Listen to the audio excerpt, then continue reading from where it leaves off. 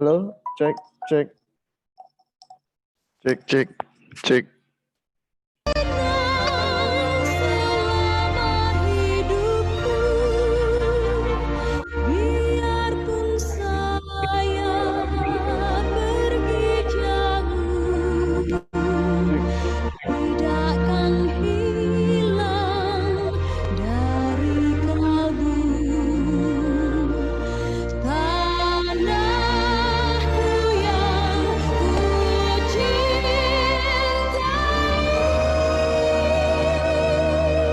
Untuk dengan pertanyaan itu kan masuk. Kan kalau misalnya sing jelas baca itu. Hah? PowerPoint ini langsung. Oh gitu. Dia kan ngoperasiin. Kenal PowerPoint. Halo, cek, cek.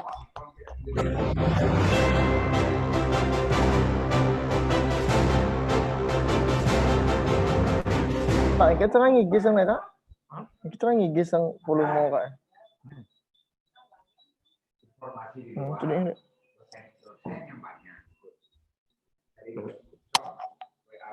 Halo, tes, tes, tes.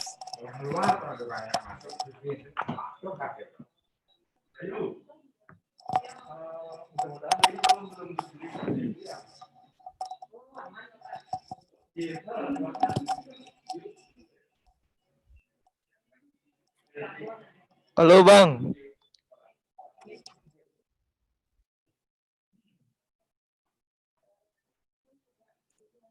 Terus tuh kak, kok nggak kedengaran apa-apa ya?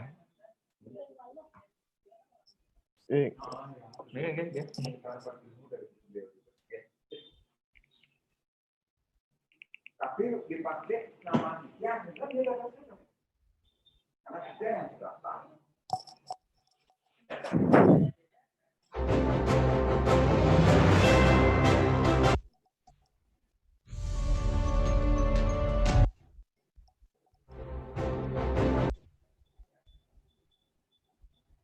Halo Bang.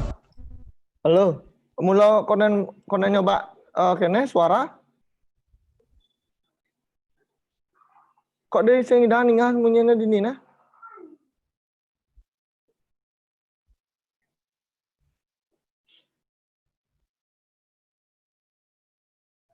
Suaranya sing ada masuk, suarane Bu Lis sing ada masuk, oi.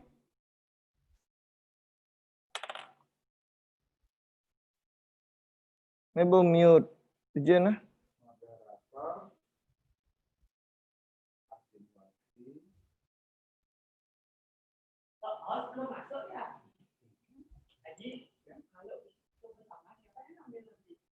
Salah satu dari ini kayak gitu. Gimana caranya? Start invite tes. Halo. Tes. Halo. Udah Halo masuk. Deradi. Ya masuk Bu. Masuk. Okay. Tapi Tia ini nggak bisa dengar suara sendiri. Oh, saya juga tidak. Oh, ini sudah masuk ya kira-kira sudah. Suaranya Dek Radi bagus. Oke, enggak Bu. Niki kakek. Enggak. Bawa Bang. Nanti tinggal Ini coba Kak nih.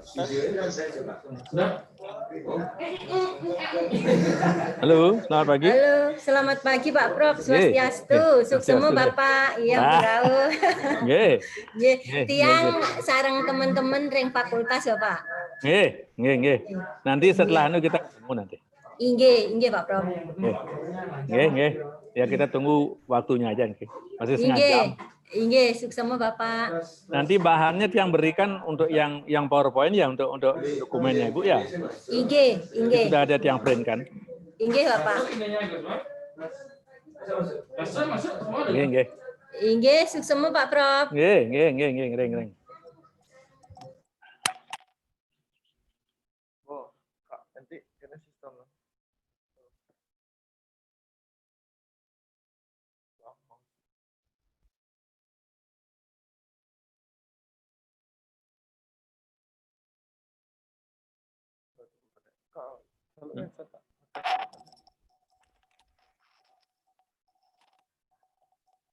Halo Bang. Ini sudah sebuah live nih. Selamat pagi Bu Kadek.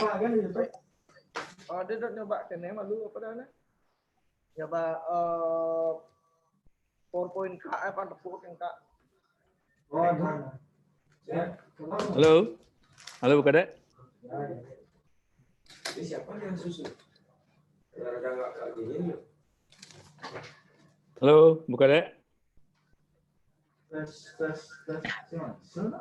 Hidup dia. Nggih, halo Pak Prof nggih, Rajeng. Ampun sampai ya nanya ya. Sampun. Biografinya. Oh nggih. Sampun sukses Iya. nggih. Selamat pagi Bu Kadek. Terima Selamat kasih. pagi Bu Made. Nggih. Kami di Fakultas Bu. Nggih.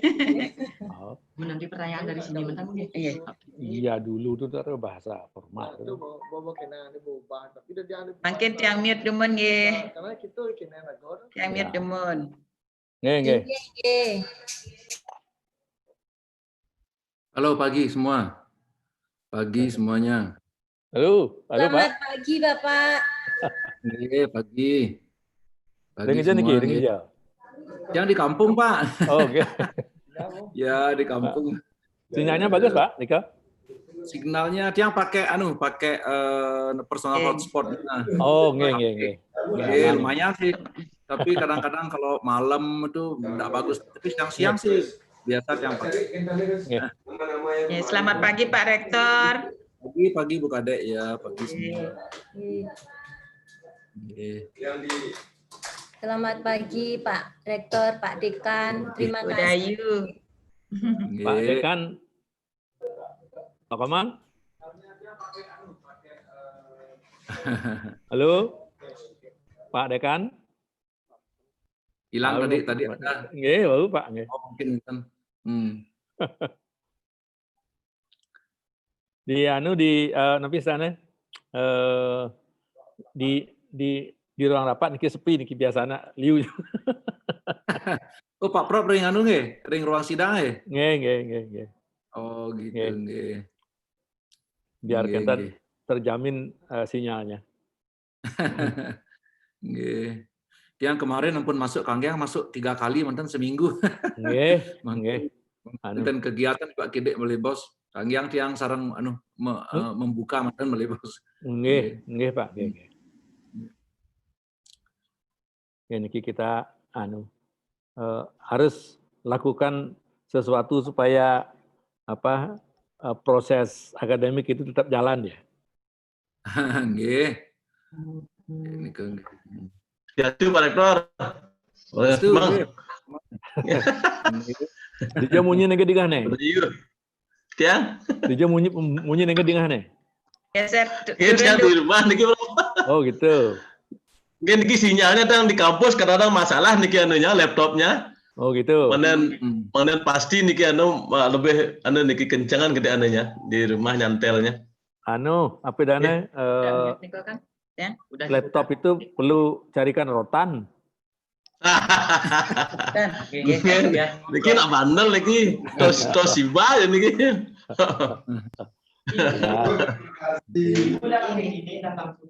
langsung Udah kedengaran suara beliau di sana? jelas. Sami bagus. Sami bagus. Bukan dari rumah niki bukan dek. Nggih, dia ring ruang lounge niki. Oh, lu ruang lounge. Nunas doa sarang sami nunas doa mana lancar. Nggih. Nggih, rayu.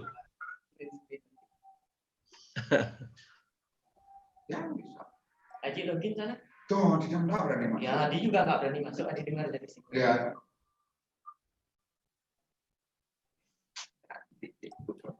Swastiastu Budayu.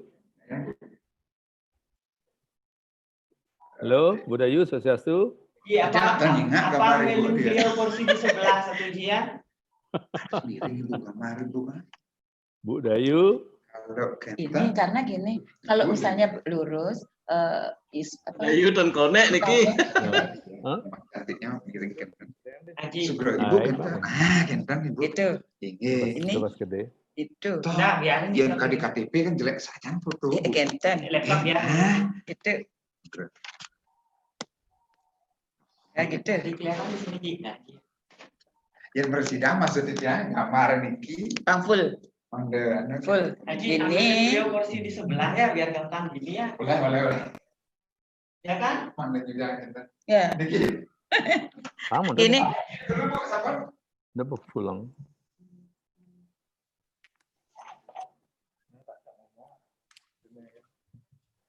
Nah, nah, nah, nah.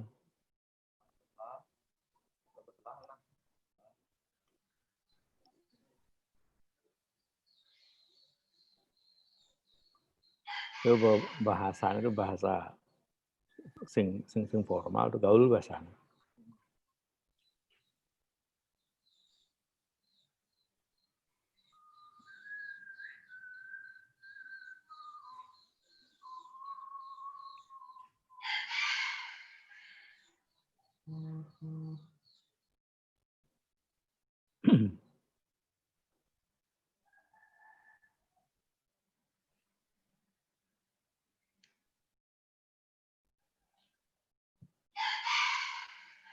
Ini yoga tuh. Yoga. Oh. Semuanya perlu asisten ini. Semuanya perlu asisten. Kurang canggih nih otaknya dengan komputer.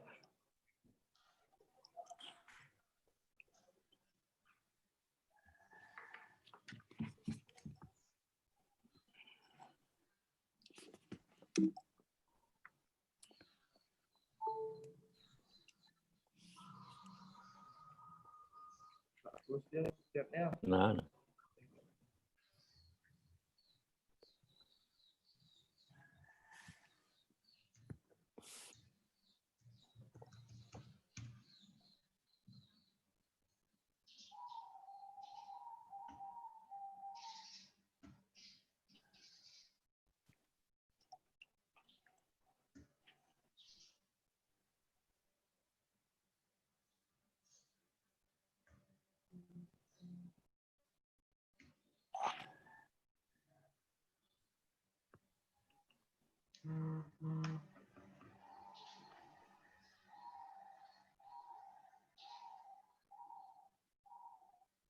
Malah untuk mana tuh mesin?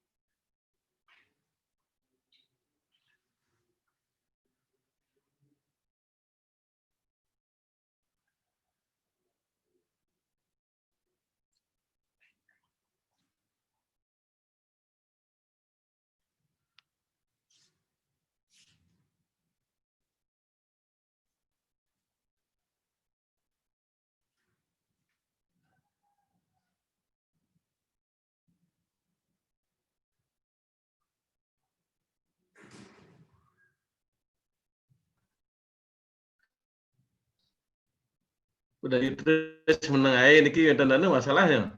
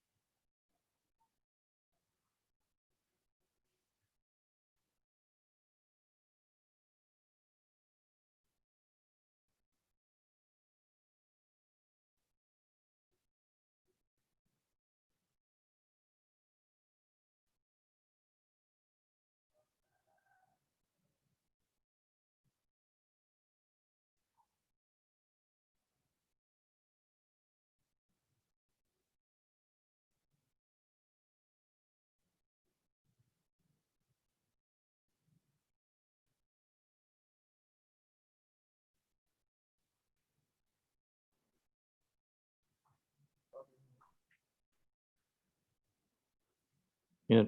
Tapi bawa penting. Tak tinggal main.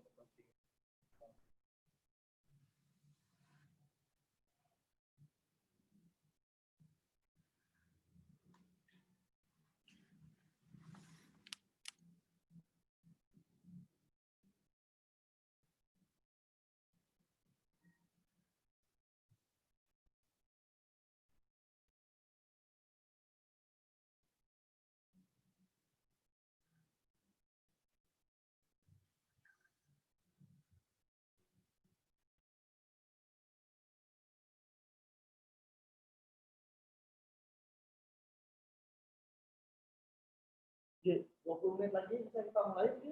Bisa kayaknya. Oke. Harus bisa. Silakan. Jado kene. Tisu. Tisu. Ya. Iya. Oke, kan.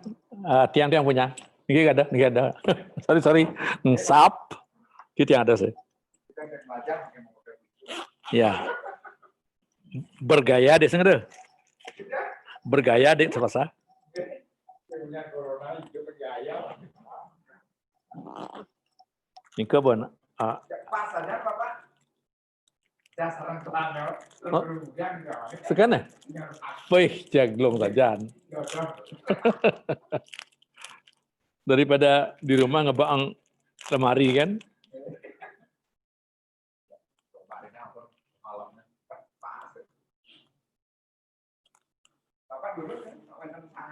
Nggih, tanya mangun ke? Tanya mangun ke Pak? Nggih. Anggo Pak mantan peno tuh. Jak praktis anu tuh. Ngoyong tuh gitu. Kalau di luar memang kerja. Nih. Cuma di Kijong nggak begitu. Soalnya ada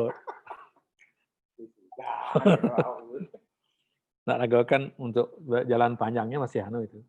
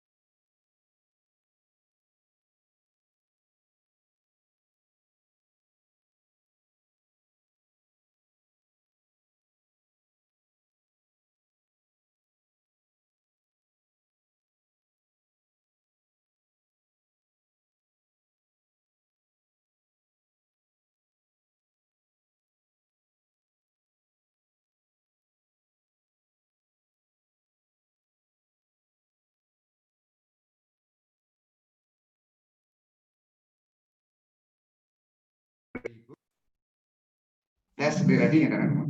Tes Pak Prof. Halo, tes Pak Prof. Nggih. Nggih. Deradi bisa dengar nih kan? Deradi, ada Deradi? Niki sampun. Oh, sampun.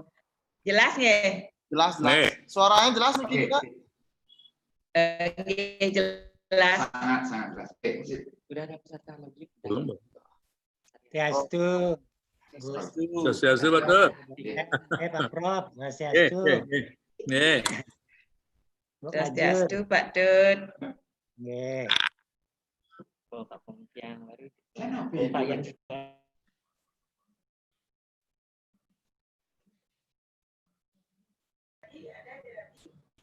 Swastiastu, Pak Tut. Pak Tut Saryada, suksema. Nggih, Swastiastu, Bu Kajur. Nggih.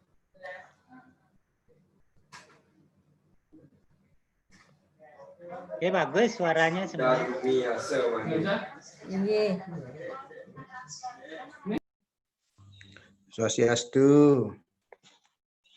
Swastiastu. Flash disk tadi masih disimpan masih disimpan. Oh yes, yes, yes.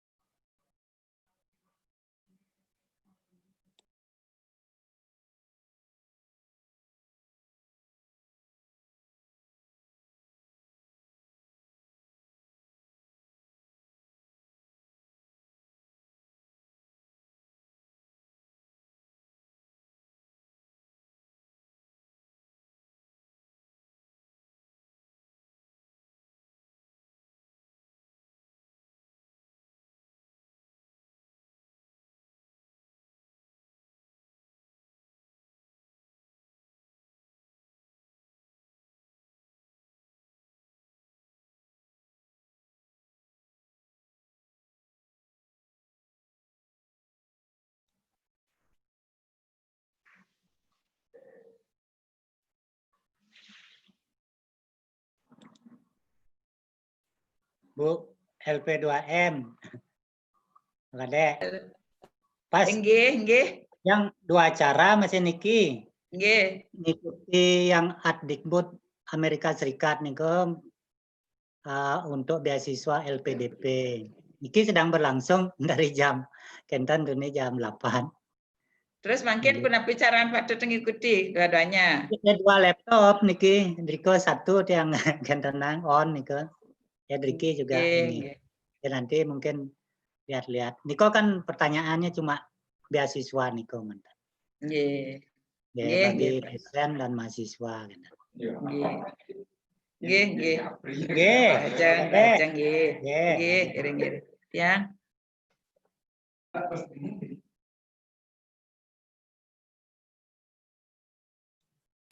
Ya, sudah yuk. Rajang Semang. Ya. Sehat. Yes, sehat. Mugi karantina Niko. Nggih, sehat sami. Nggih. Nggih. Halo, Bu LP2MPP, Bu Kadek. Rajang Semang, Bu Kadek.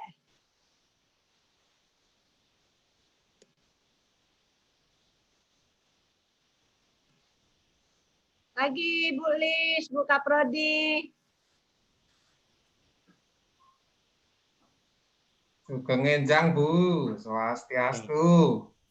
Swastiastu, reng jurusan sami niki. Pun ada Pak Dekan. Pak WD. Ada 1, ada 2. Nggih. Mawan. Mbak Amung.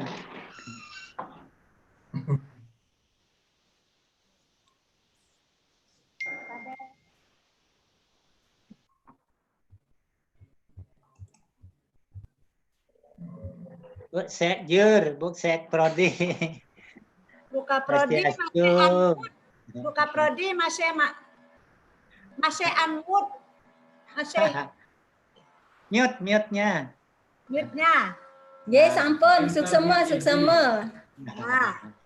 7, 2, 8. Waduh, abang kita nih, Bang Nil Kwan. Selamat ketemu, Bang Nil. Selamat ketemu. Ya, Yul. Sehat Semoga selalu. sukses isi dan pakat. Terima kasih Pak Nil. Terima kasih Dek Nil. Gimana nih? Join without video apa join with video? Without kalau nge-share? Belum mulai ya? Belum. Oke. Standby sambil ngemil nih. Selamat pagi Bu Kajer. Selamat pagi Pak Gede. Pagi Bu Lis. Selamat pagi, terima kasih. Swastiastu Ibu. Swastiastu, Pak Man, suksema, Pak Man Kirna suksema. Dari Solo ikut ini hadir.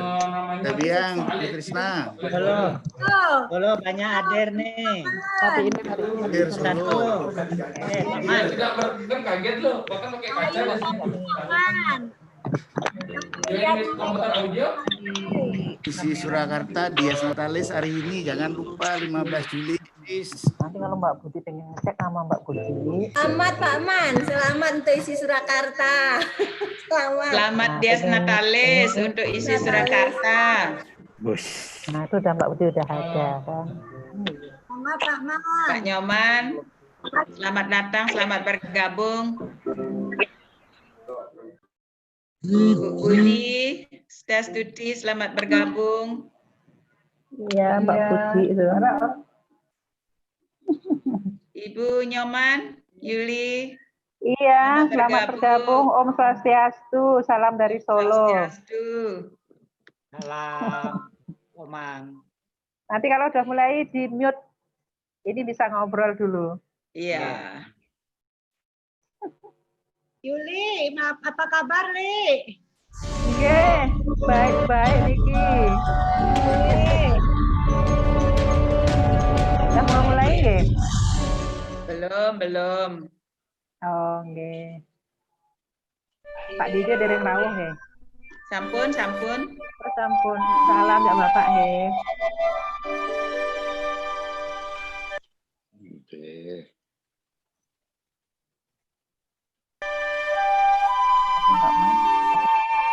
Ilustrasinya pakai gending-gending Bali dong, pakai musik itu. Udah. Tuh. Jadi aku nanti nyanyi, Mbak.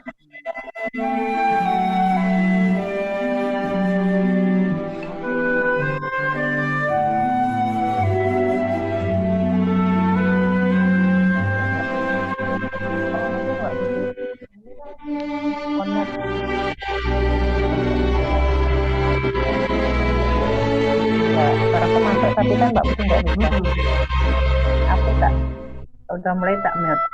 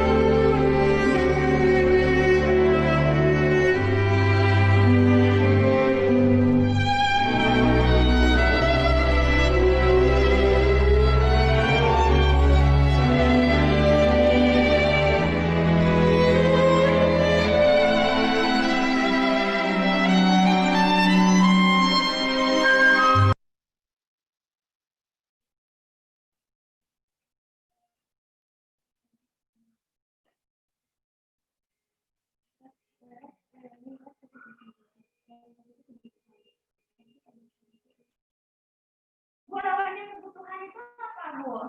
Hah? Lawan kebutuhan. Lawan kebutuhan? Iya. Kebutuhan. Lawannya kebutuhan apa ya? Butuh. Nggak perlu. Apa?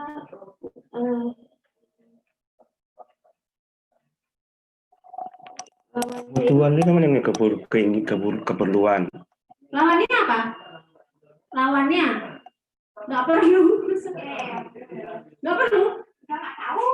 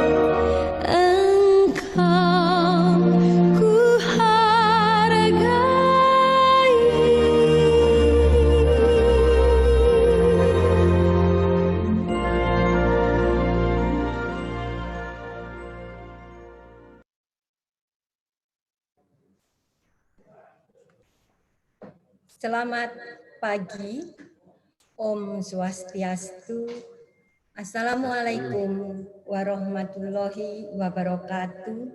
Salam sejahtera untuk kita semua. Terima kasih Bapak dan Ibu atas keikutsertaannya dalam webinar yang diselenggarakan oleh jurusan Tari, Fakultas Seni Pertunjukan ISI Denpasar. Yang terhormat Bapak Rektor ISI Denpasar, terima kasih atas izinnya dan fasilitasnya. Yang saya hormati Bapak Dekan Fakultas Seni Pertunjukan ISI Denpasar, terima kasih atas segala dukungannya. Yang saya hormati Bapak Profesor Dr. Iwayan Dibye SST MA, terima kasih materinya. Yang saya hormati Ibu Dr. Nimade Arsiniwati, SST MSI. Terima kasih waktunya dan bersedia untuk menjadi moderator pada webinar ini. Serta yang saya banggakan, seluruh tim webinar atas kerja kerasnya.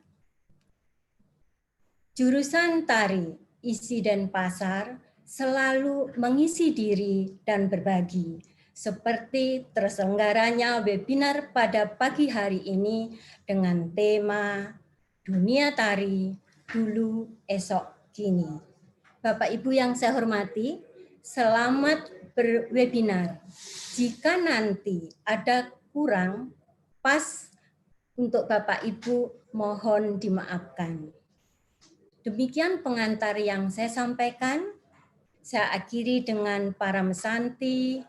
Om Santi, Santi, Santi. Wassalamualaikum warahmatullahi wabarakatuh. Selanjutnya, yang terhormat Bapak Rektor ISI Denpasar, berkenan kami mohon untuk memberikan kata sambutan dan sekaligus membuka webinar ini. Terima kasih. Baik, terima kasih Ibu Ketua Jurusan. Om Swastiastu. Assalamualaikum warahmatullahi wabarakatuh. Salam sejahtera untuk kita semua. Yang saya hormati Bapak Profesor Dr. Iwayan Dibye selaku narasumber. Yang saya hormati Bapak Dekan Fakultas Seni Pertunjukan beserta seluruh jajarannya, terutama Ibu Kaprodi ini yang sangat semangat dan kreatif. Kemudian teman-teman para dosen di jurusan tari, termasuk juga mungkin Ibu dan Bapak para undangan. Tadi saya lihat ada dari Surakarta dan lain sebagainya. Yang juga saya hormati, terima kasih sudah bisa mengikuti webinar ini.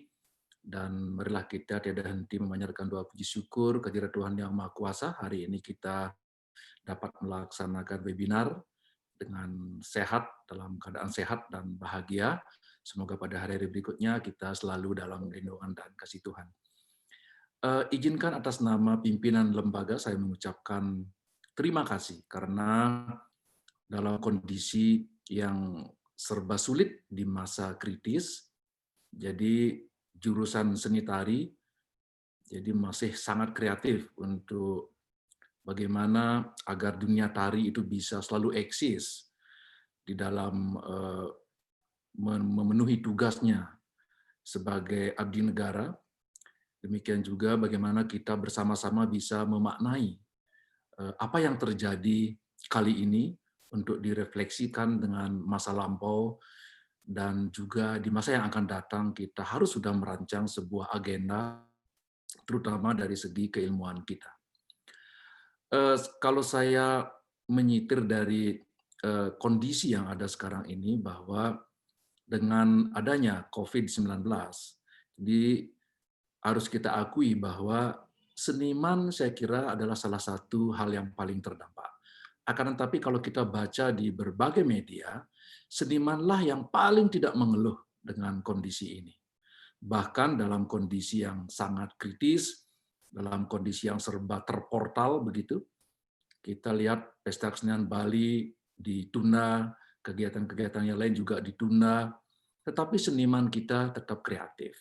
Jadi ada-ada saja yang dilahirkan. Bahkan sekarang ini ada kecenderungan baru dari dunia kesenian kita, yaitu lahirnya sebuah genre seni baru yang disebut dengan seni virtual. Sebelumnya kita menganggap yang virtual itu bukan realitas. Yang virtual itu ya virtual, maya, berbeda dengan realitas, dipertentangkan dengan realitas. Akan tapi kenyataannya sekarang, realitas virtual yang kita bangun melalui dunia seni itu justru menjadikan sesuatu yang dapat membuat seniman kita tidak terhenti dalam hal berkreativitas. Mungkin teman-teman di jurusan tari juga sudah menginisiasi bagaimana format ujian TA nanti, kalau kondisi masih seperti ini. Itu adalah dunia-dunia kreatif.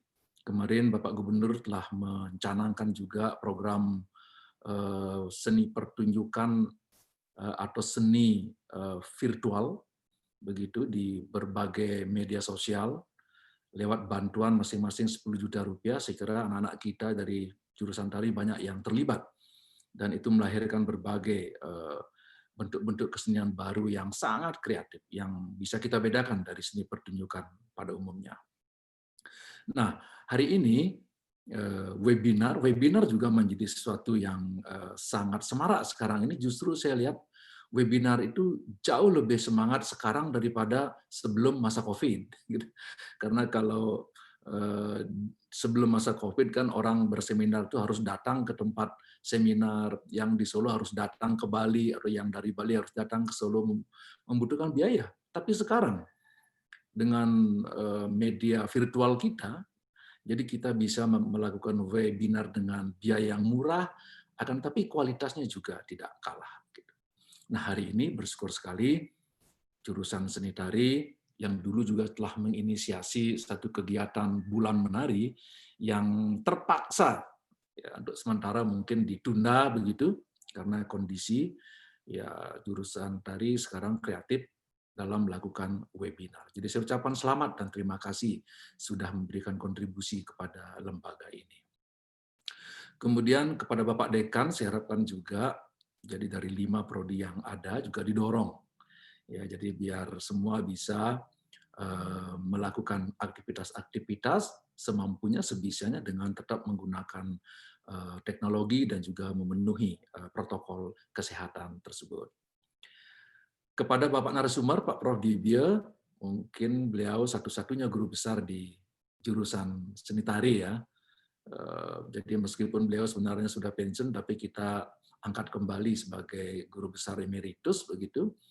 Jadi jurusan tari tetap memiliki guru besar. Mudah-mudahan ke depan ada lagi guru besar atau segera ada guru besar di program studi seni tari sehingga keilmuan seni tari itu semakin berkembang. Saya juga mengapresiasi ini sebagai informasi bahwa Bapak Prof. Dibye telah melahirkan banyak sekali buku. Jadi orang-orang tari harus punya itu. Jadi kalau saya punya semua karena dikasih minta sama Pak Prof. Dibye.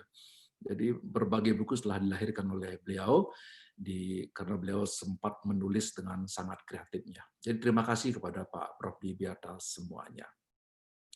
Nah, kemudian terkait dengan topik kita hari ini saya kira sangat pas banget ya. Jadi bagaimana kita melihat dunia tari itu dulu, kemudian justru yang esok itu juga harus kita lihat, tapi yang paling penting kan masa kini. Yang masa kini itu saya kira dunia tari itu kan telah mampu bernegosiasi dengan kondisi apapun, termasuk di masa sulit yang seperti sekarang ini. Kemudian kalau dulu kalau kita lihat narasi-narasi yang telah dibangun oleh para tetua kita, dengan daya kreatifnya kita bisa melahirkan berbagai genre seni tari, mulai dari yang ritual, yang tradisional, yang klasik, hingga yang kontemporer telah ada. Kemudian esok kita akan dihadapkan pada sesuatu yang meskipun misteri harus segera kita persiapkan dari sekarang. Nah, apa persiapannya itu mungkin nanti Pak Prof. Dibye akan lebih banyak untuk kita ajak bersama-sama sebagai pemerasaran dalam diskusi kali ini. Ibu dan Bapak sekalian, saya informasikan juga kampus kita meskipun dalam keadaan yang terbatas, tak bisa berjalan sebagaimana mestinya. Jadi menurut laporan kedua dekan, proses pembelajaran cukup bagus, mudah-mudahan tidak terlalu banyak mengganggu.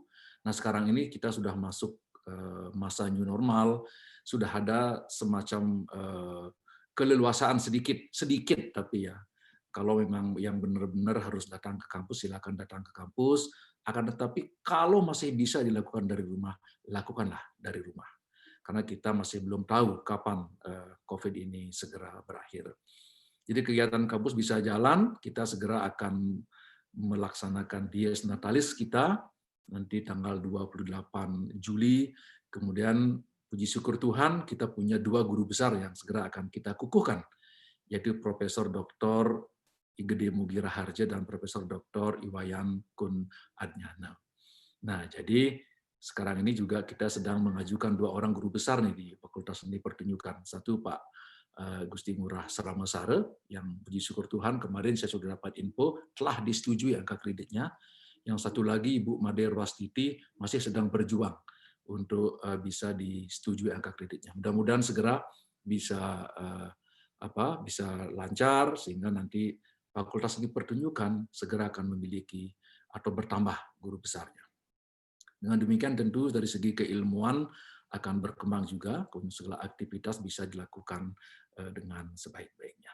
Saya kira tidak banyak yang dapat saya sampaikan. Saya ucapkan selamat berwebinar. Jadi sekali lagi kepada penyelenggara jurusan seni tari, Fakultas Seni Pertunjukan, kemudian teman-teman di jurusan seni tari, tim kreatif yang saya lihat sudah sangat maksimal sekali menyiapkan acara ini dengan sangat baik. Kemudian teman-teman dosen, mahasiswa, dan juga tamu undangan, sekali lagi saya ucapkan terima kasih dan selamat mengikuti webinar. Semoga Tuhan selalu memberkati kita semua. Dengan mengucapkan Om Awigenam Astu Namasidam, maka webinar jurusan seni tari Fakultas Seni Pertunjukan ISI Denpasar dengan tema Dunia Tari, Dulu, Esok, dan Kini, saya nyatakan dibuka dengan resmi. Om Santi, Santi, Santi, Om.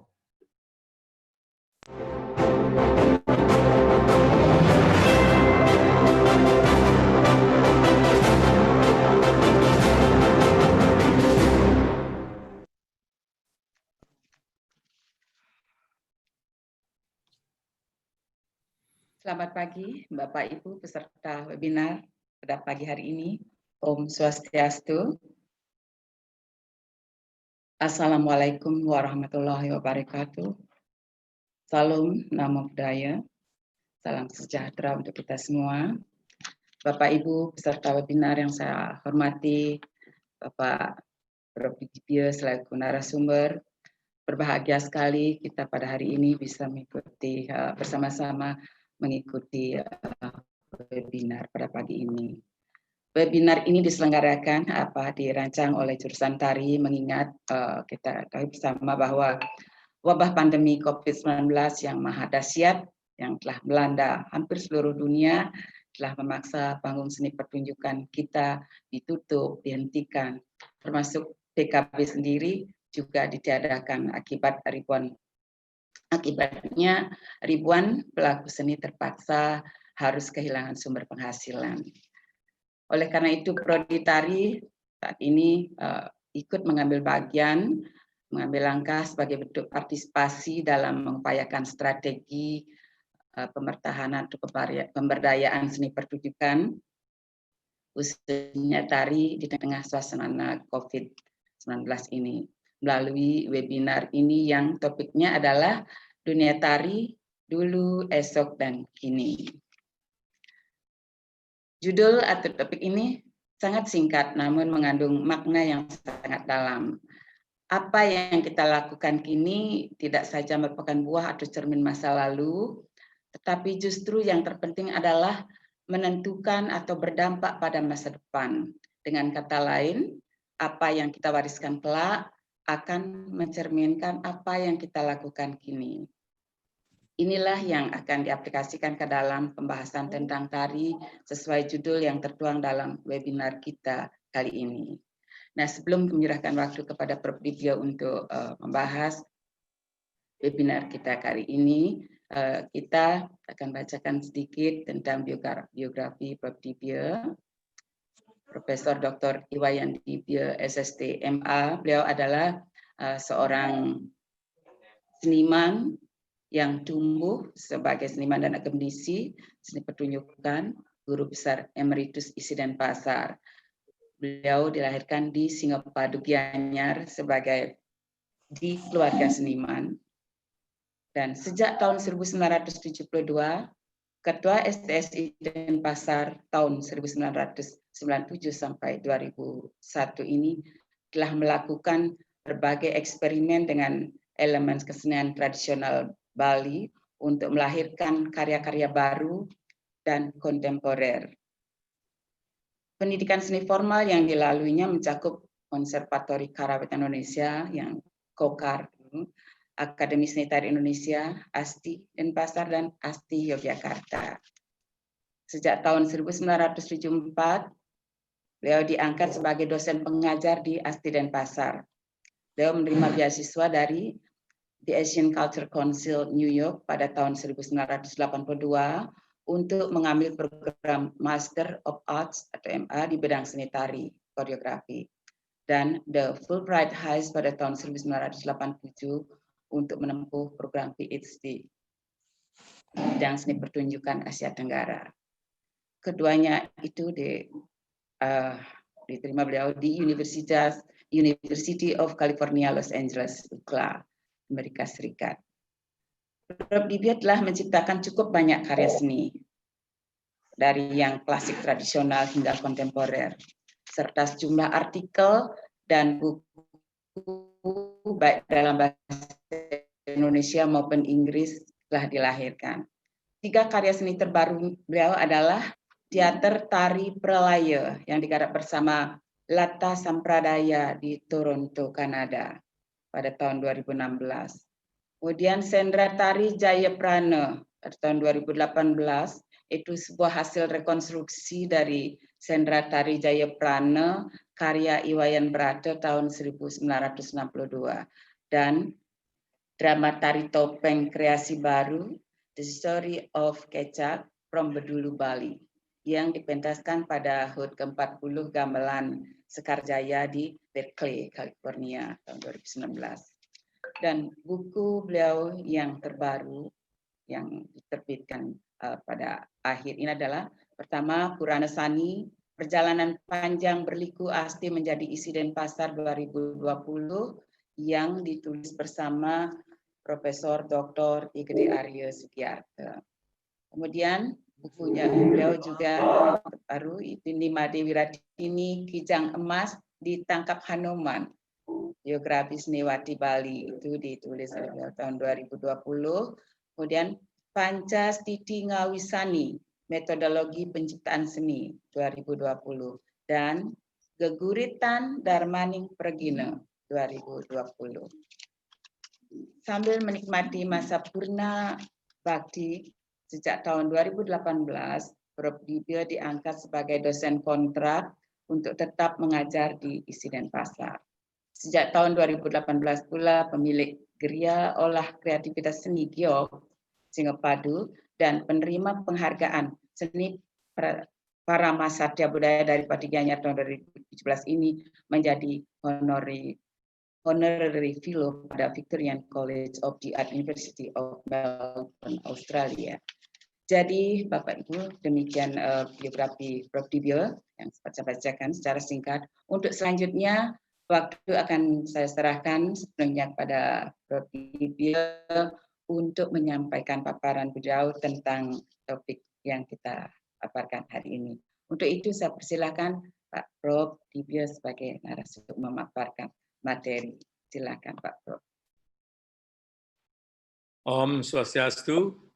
Assalamualaikum warahmatullahi wabarakatuh. Salam budaya. Selamat pagi semuanya. Terima kasih atas perkenalan dari Bu Kadek selaku moderator. Ibu Bapak sekalian, berbahagia sekali pada pagi ini saya diberikan ruang untuk berbicara tentang dunia tari. Topik yang telah ditetapkan oleh panitia adalah dunia tari, ya, dunia tari dulu, esok dan kini. Jadi dengan topik ini saya ingin mengajak kita semua untuk melihat realitas kehidupan dari seni tari dengan melihat keberlanjutan dari masa lalu, masa yang akan datang, dan keadaannya kini. Judul ini sejalan dengan sebuah konsep dari Trismaya yang ada di dalam tradisi Bali, di mana kehidupan ini kita lihat dalam kaitan waktu, masa kini, dahulu, masa kini, dan esok, yang semuanya itu kita bisa lihat dari batasan waktu, bahwa yang kalau kita bicara dengan masa kini, saya batasi 2010, dalam 10 tahun terakhir ini, dan yang dulu itu adalah sebelum waktu itu, dan esok adalah masa yang akan datang.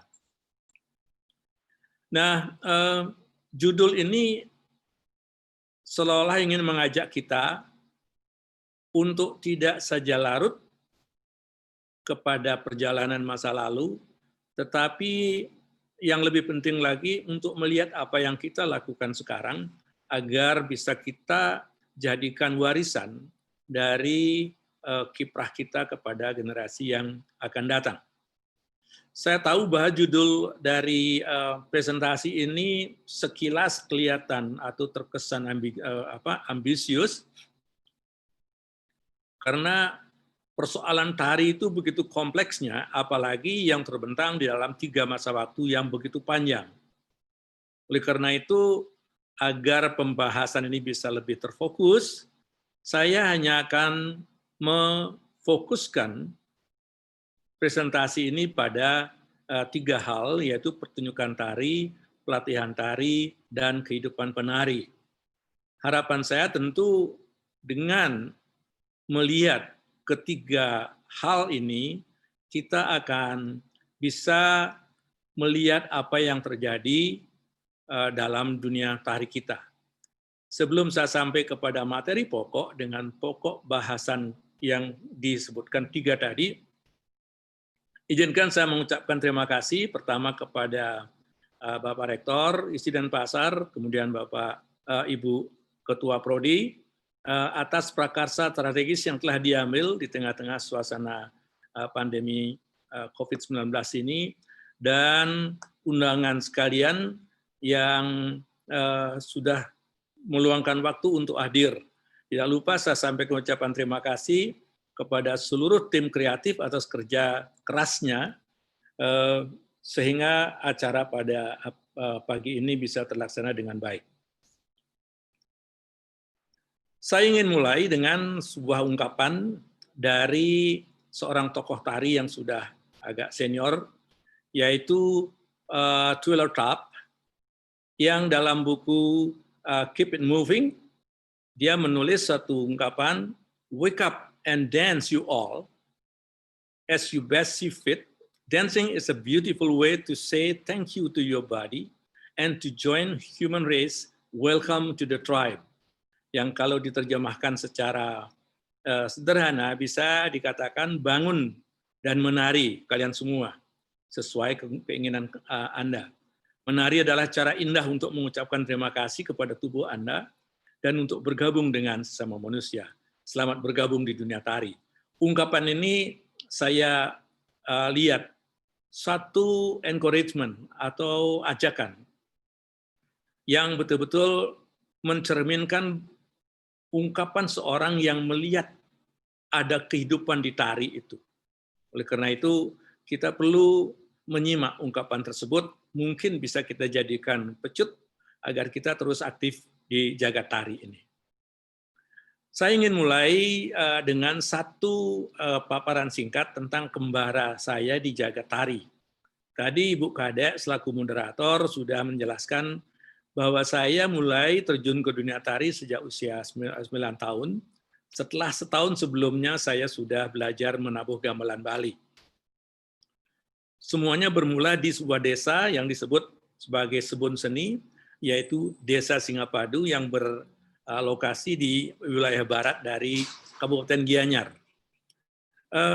Perjalanan awal saya tentu didukung oleh lingkungan budaya dari desa saya, dan yang paling penting adalah keluarga saya, yaitu Bapak Iwayan Griya almarhum, dan Ibu Nyoman Rindi juga almarhum.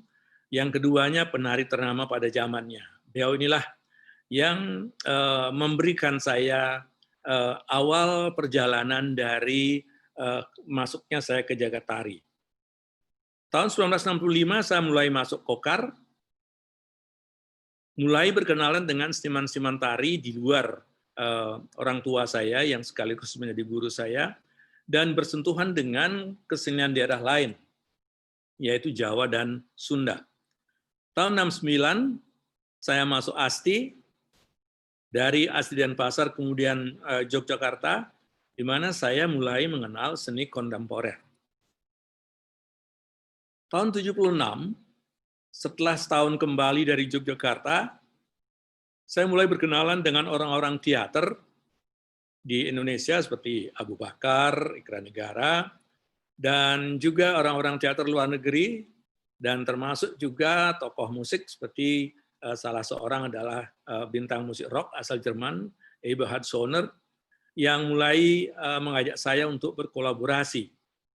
Ketika saya sekolah di ASTI tahun 72, saya juga banyak bertemu dengan teman-teman dari tim, salah satunya adalah Pak Sardono, yang ketika itu dengan teman-temannya ada Pak Salmurgianto, ada Sentot, yang menyiapkan garapan atau sedang menggarap kecak di Tegas Kangin.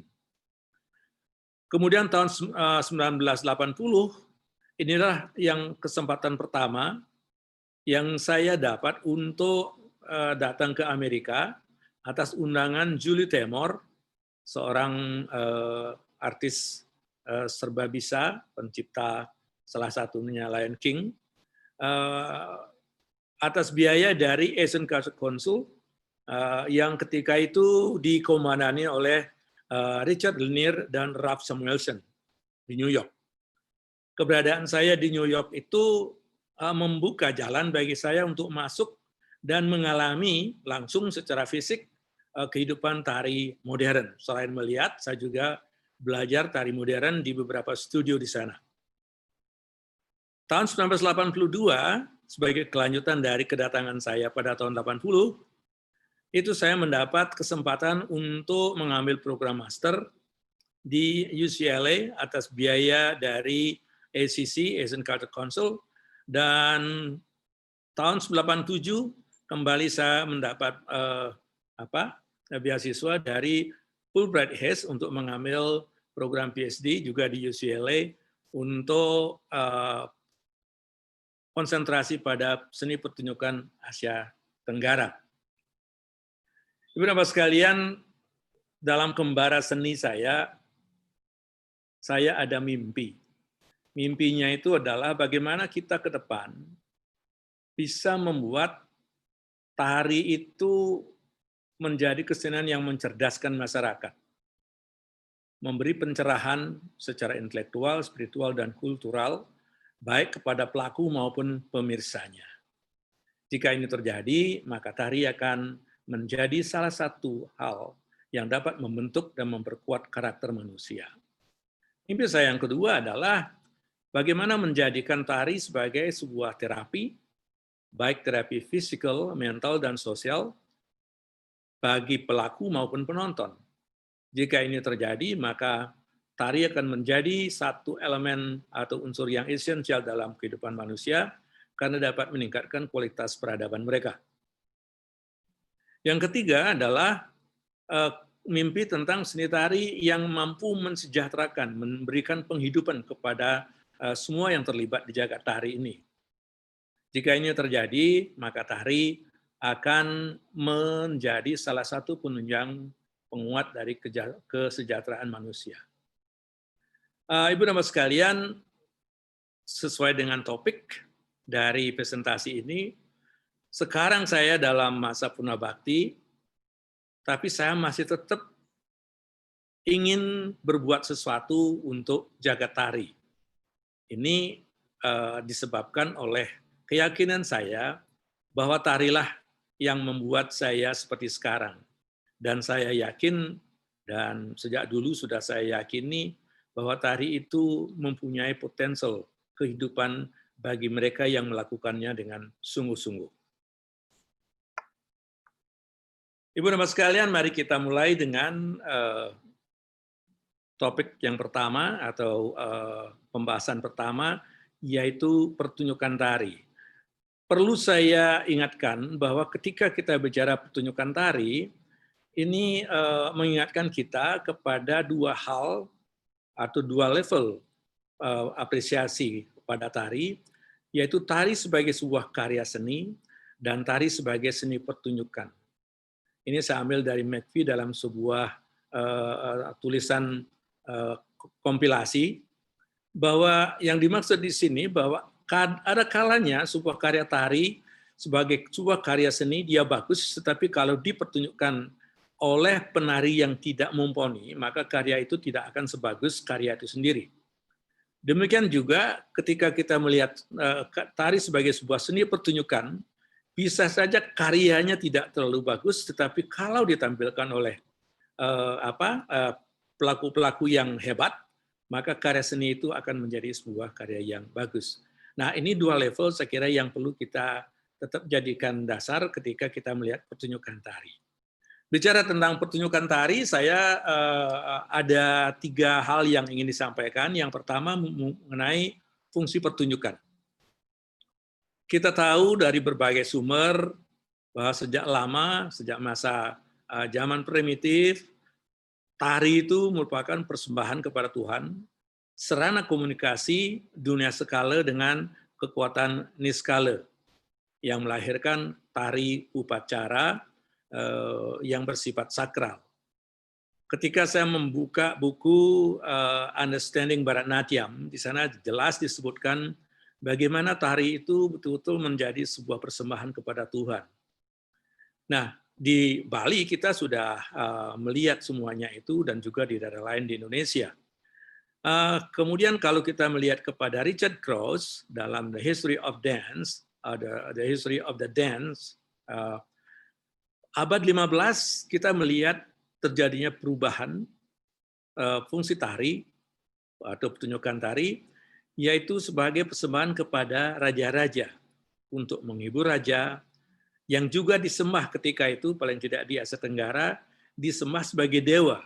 Kita ingat dengan Dewa Raja Kals, itu penyembahan raja sama seperti Tuhan, yang kemudian melahirkan tari-tarian istana yang bersifat tari atau seni seremonial.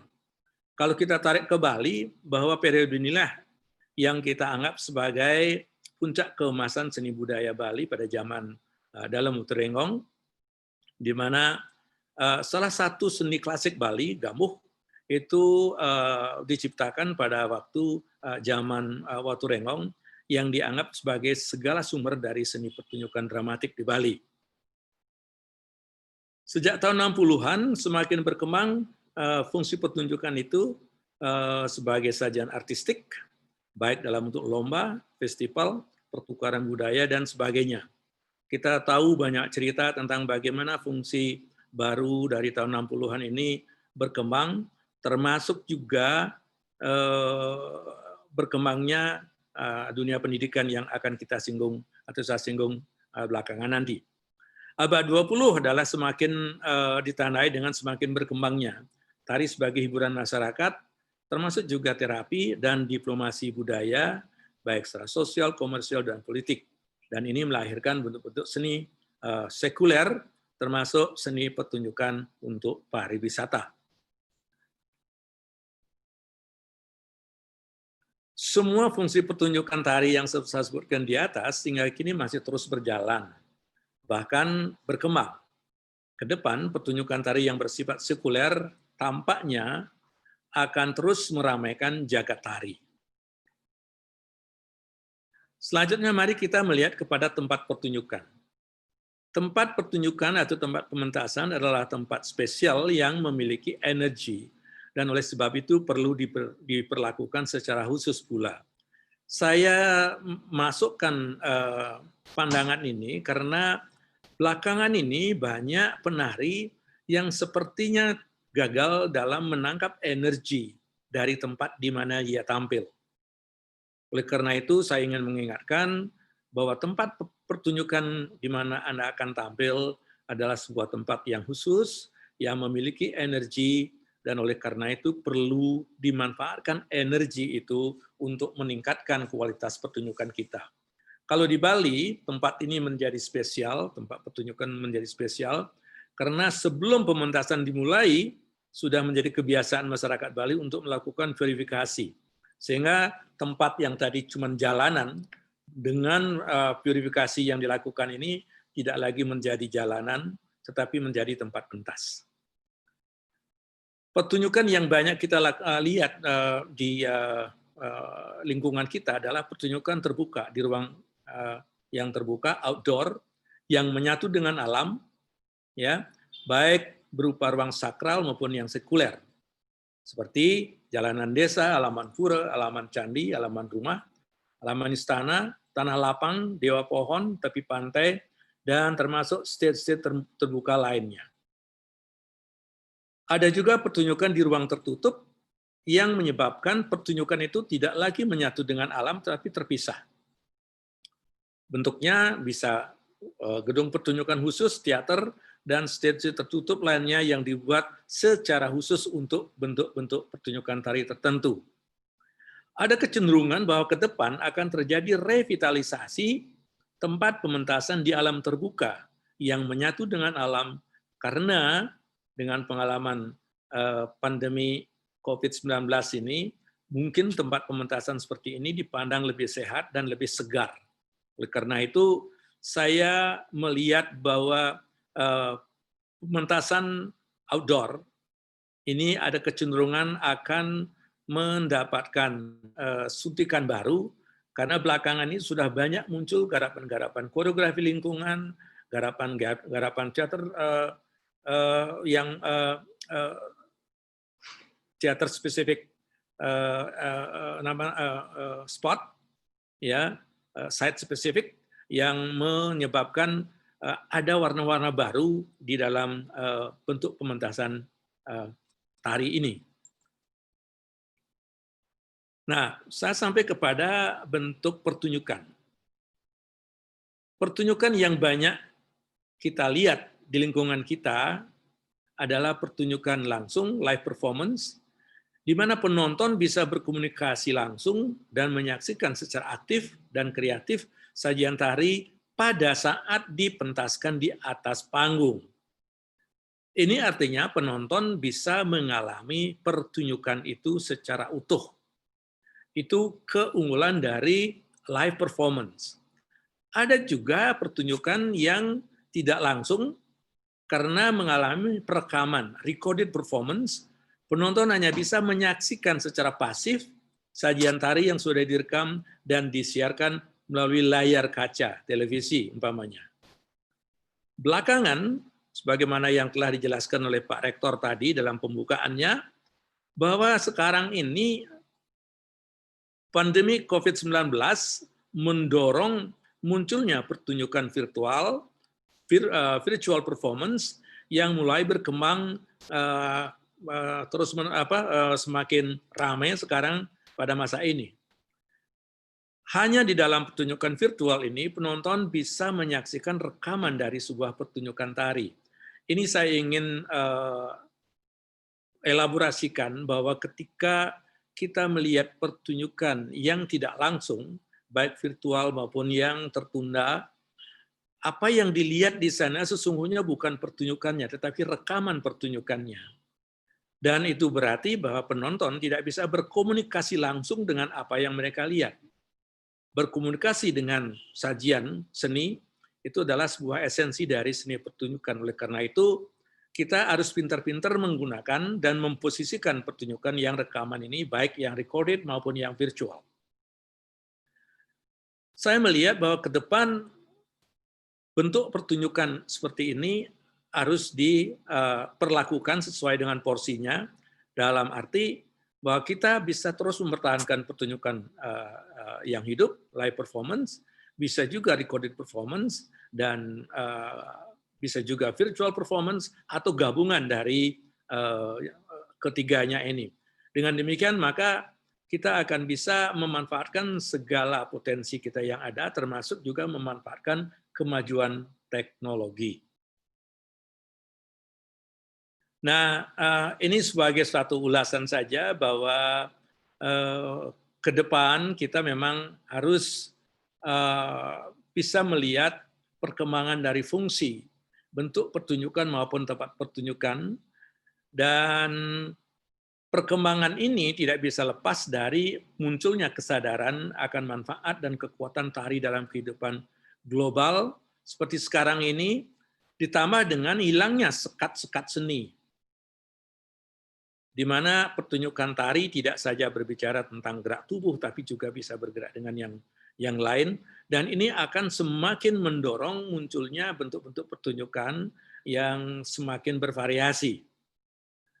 Bersama ini pula muncul tantangan baru seperti perubahan gaya hidup kaum milenial yang menjadi tantangan yang perlu dijawab oleh jagat tari di masa yang akan datang. Jika ini yang terjadi, maka lembaga pendidikan tari harus menyiapkan program pendidikan yang mampu menghasilkan para lulusan yang siap untuk menjawab tantangan tersebut dan merebut pasar dari jagat tari yang baru ini. Bapak dan Ibu sekalian, mari kita melihat pelatihan tari yang terjadi di sekitar kita. Saya melihat bahwa bentuk pelatihan tari di kalangan masyarakat bisa dipilahkan menjadi pelatihan tradisional, pelatihan modern, dan pelatihan semi modern. Yang tradisional, informal, itu adalah dengan cara magang atau nyantrik dengan seorang empu tari dan tinggal untuk beberapa waktu di tempat sang guru. Dengan nyantrik atau apprenticeship, seorang murid akan mendapat pengetahuan teknik, hard skill, dan juga tata krama dan etika sebagai seorang penari, soft skill. Saya harus katakan bahwa saya beruntung memiliki orang tua yang keduanya penari, karena beliau itulah yang memberikan saya baik hard skill maupun soft skill. Dan ketika kita bicara tentang bentuk pelatihan yang modern, yang cenderung formal, dalam bentuk pelatihan sekolah, seorang murid tari biasa masuk sekolah tari dan belajar menari sesuai dengan kurikulum dan dengan batasan waktu yang telah ditentukan. Di dalam pelatihan modern seperti ini, murid lebih dikonsentrasikan kepada penguasaan hard skill, yaitu kemampuan menari saja. Selanjutnya, bentuk pelatihan yang semi modern, semi formal, seperti di sanggar-sanggar, padepokan, kursus tari. Seorang murid masuk ke sanggar-sanggar tari atau padepokan untuk belajar menari dengan materi dan rentang waktu yang telah ditentukan. Juga murid di pelatihan semi modern ini diarahkan untuk penguasaan hard skill. Kemudian sistem pelatihan. Sistem pelatihan yang kita lihat selama ini adalah sistem pelatihan tunggal dan sistem pelatihan kelas atau kelompok. Sistem tunggal adalah sistem pelatihan 1 lawan 1, seperti satu guru lawan satu murid, bagaimana yang ditayangkan di awal program ini, di mana seorang guru langsung menangani satu orang muridnya, dan sistem pengajaran ini dilakukan lebih banyak dengan metode imitatif, menirukan. Guru memberi contoh, murid menirukan. Dalam sistem pelatihan seperti ini, seorang murid bisa menirukan bukan saja gerakan tari, tapi gaya pribadi dari gurunya. Kemudian masuk ke sistem pelatihan kelas, terjadi perubahan yang cukup besar, yaitu pelatihan 1 lawan kelompok. Dengan sistem ini, sekelompok murid diajar oleh satu atau tim pengajar. Dalam sistem pengajaran sekolah ini, materi tari lebih banyak disampaikan secara instruktif, dan kadang-kadang disertai dengan penyampaian yang bersifat deskriptif. Fokus pelatihan. Fokus pelatihan yang pertama pencapaian kualitas, yaitu mendalami 1 atau 2 jenis tarian secara mendalam untuk menjadi penari spesialis. Misalnya spesialis tari alusan, tari gagahan, tari topeng, tari legong, barong, dan lain sebagainya. Fokusnya lebih banyak menjadi penari. Sebagai ilustrasi, saya mengenal 2 bintang tari Arje di Bali. Salah duanya itu adalah Ni Ketut Ribu almarhum dan Jerusoli juga telah tiada. Dua-duanya ini sejak saya tahu sampai dengan akhir hayatnya tidak pernah mau melakukan peran selain peran masing-masing Mantri Butuh untuk Ketut Ribu dan Mantri Manis untuk Jerusoli. Ini menunjukkan bagaimana seorang penari yang telah memutuskan dirinya untuk menjadi penari spesialis. Sebagai seorang spesialis, tentu ketika mereka tampil di tarian itu sudah tidak ada duanya lagi. Lawannya adalah, atau keseimbangannya perlu dilihat dari pencapaian kuantitatif. Di sekolah, biasanya diarahkan untuk mempelajari beberapa jenis tarian, termasuk tarian daerah lain, untuk menjadi penari yang pluralis, dalam tanda petik, apakah ini tepat atau tidak, yang bisa menari alusan, menari gagahan, tari topeng, legong, barong, dan lain sebagainya, termasuk bisa menari daerah lain. Tentu fokusnya lebih dari hanya menjadi penari, tetapi menjadi pencipta tari atau koreografer, pengkaji tari, guru tari, penulis tari, dan lain sebagainya.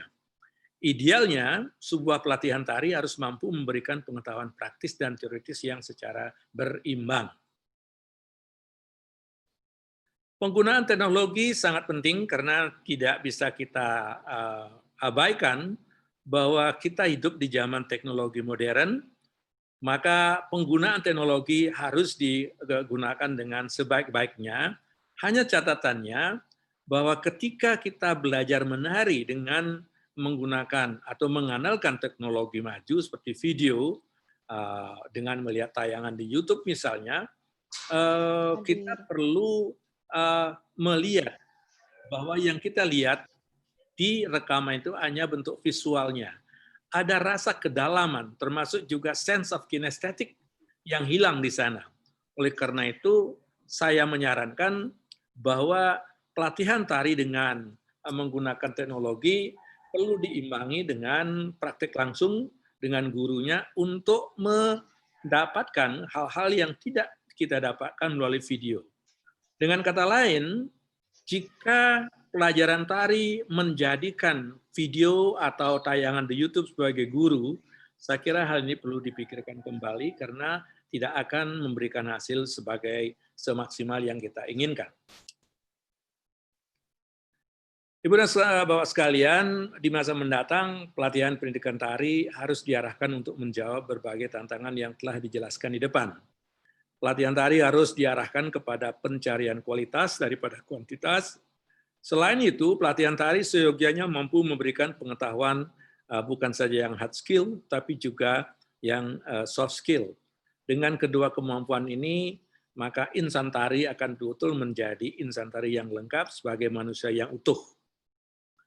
Bekal kemampuan serta bakat seorang anak didik harus juga mendapat perhatian, agar bakat dan kemampuan mereka mampu dan bisa terus bersinar agar murid yang bersangkutan kelak bisa menjadi bintang dalam jagat tari. Kehidupan tari, nah ini yang paling repot ini dan sulit untuk melihatnya karena variasinya banyak. Saya ingin melihat dari yang pertama dari aspek kehidupan sosial.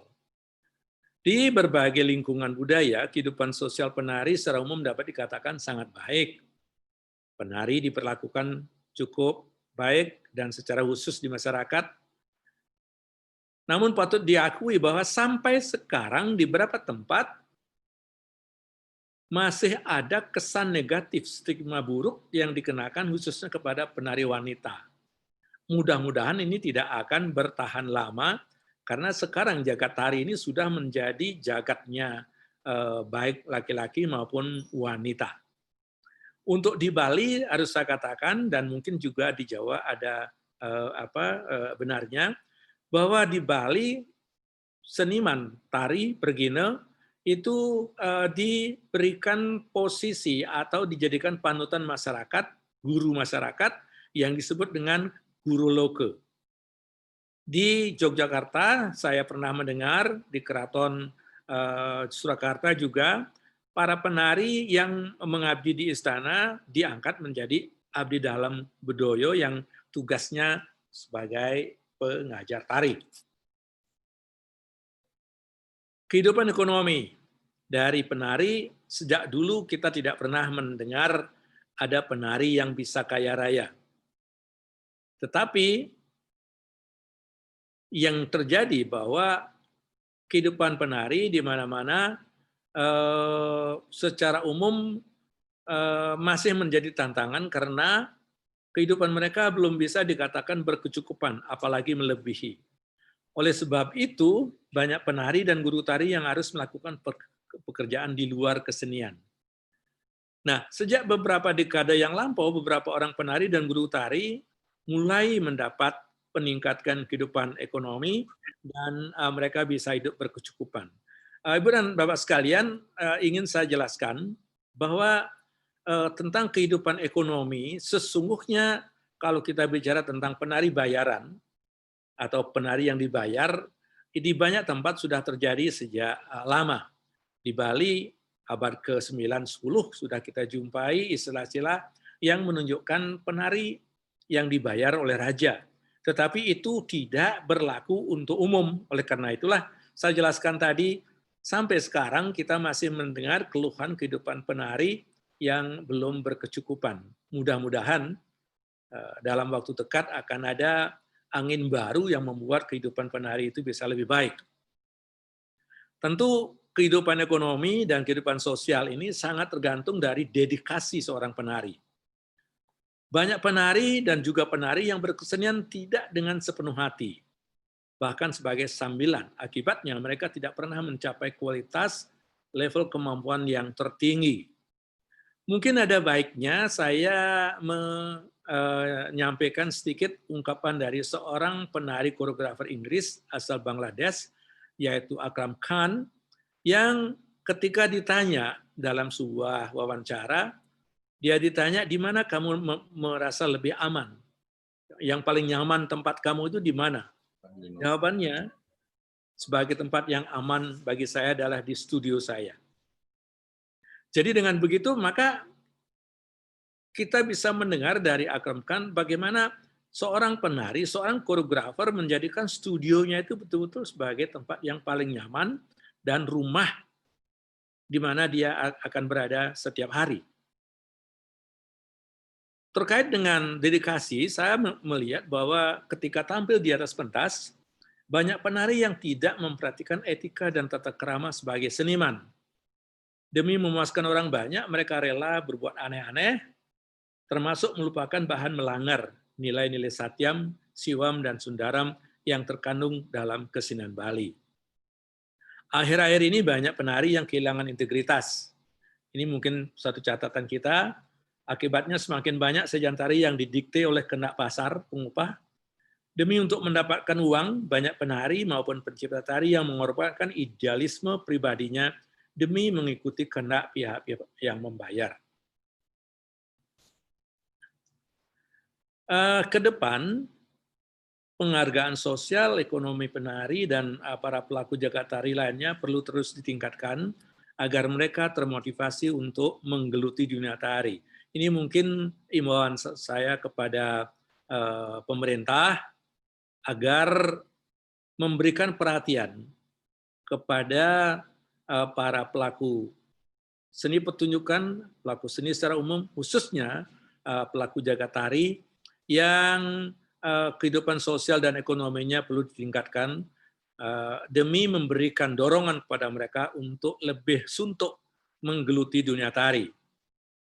Sementara para penari perlu meningkatkan dedikasinya kepada dunia tari, mereka perlu diyakinkan bahwa di jagat tari juga ada potensi kehidupan. There is life in dance, itu banyak orang mengatakan. ketika berkiprah di jagat tari, setiap orang harus sadar bahwa seni tari adalah kesenian sosial yang melibatkan banyak orang dan masyarakat. Untuk itu, mereka harus memperhatikan tata krama dan etika dalam berkomunikasi sosial. Ibu dan Bapak sekalian, setelah banyak waktu yang saya habiskan untuk bicara, saya akhirnya sampai kepada penutup dari presentasi saya. Mudah-mudahan nanti akan bisa memancing tanya jawab yang lebih menarik. Saya ingin menyampaikan bahwa beberapa hal yang saya sampaikan pada kesempatan ini, yaitu menyangkut penciptaan tari, dokumentasi tari, pelestarian tari yang saya tidak sebutkan ini, itu akan memakan waktu yang terlalu banyak untuk dibicarakan pada saat ini. Oleh karena itu, saya hanya memutuskan untuk membicarakan 3 hal itu tadi. Saya berharap dengan melihat 3 hal pokok yang setelah dijelaskan tadi, kita bisa mendapat sedikit gambaran tentang kehidupan seni tari di masa lalu, hari esok, dan juga apa yang terjadi sekarang. Sebagai penutup, kembali saya ingin mengajak kita untuk menyimak ungkapan Twila Top yang berbunyi, as a dancer, you are always pushing for your optimal performance, competing only with yourself. There is no opposing team with no other way to measure your success. It is only ever, have I done my personal best. Kalau diterjemahkan secara bebas, sebagai penari, Anda harus selalu mendorong kinerja optimal Anda, bersaing hanya dengan diri Anda sendiri, tidak ada tim lawan, juga tidak ada cara lain untuk mengukur kesuksesan diri, kecuali menjawab, sudahkah saya melakukan yang terbaik? Saya kira dengan ungkapan ini, Twila Top yang sekarang sudah berumur hampir 80 tahun, ingin mengingatkan kita bahwa jika ingin menggeluti dunia tari secara suntuk, lakukanlah apa yang the best untuk Anda dan yang the best untuk jagat tari. Jadi saya kira itu akhir dari presentasi saya. Sekali lagi terima kasih telah mendengarkan presentasi ini. Saya minta maaf jika ada hal-hal yang terlompati, dan mudah-mudahan nanti bisa saya jelaskan di dalam tanya jawab nanti. Sekian, terima kasih Om Santi, dan selamat pagi.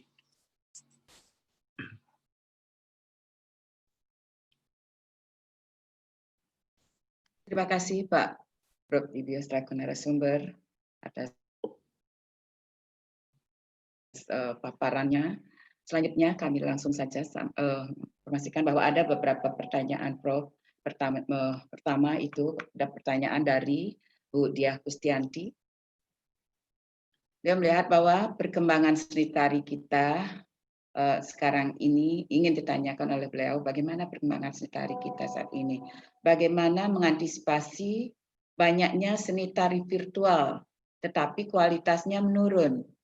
Ada kecenderungan asal tampil online namun jauh dari kritik dan saran. Itu Prof. Mohon dijawab dulu. Ya langsung. Okay. Ini dari Bu Kustianti, Bu Diah Kustianti. Oh iya. Begini, ini juga menjadi concern saya dan seharusnya menjadi concern kita semua, karena persoalan tampil secara virtual itu tidak hanya cukup untuk merekam, kemudian mengunggahnya dan men-share-nya di medsos, karena harus ada proses juga pematangan dari sistem perekaman. Dan ini yang akan bisa mengangkat kualitas dari pertunjukan virtual itu. Jika tidak, dia hanya akan sekedar menjadi unggahan dari karya-karya iseng-isengan. Dan ini harus menjadi perhatian kita semua agar seni virtual ini betul-betul menjadi sebuah sajian yang benar-benar disiapkan.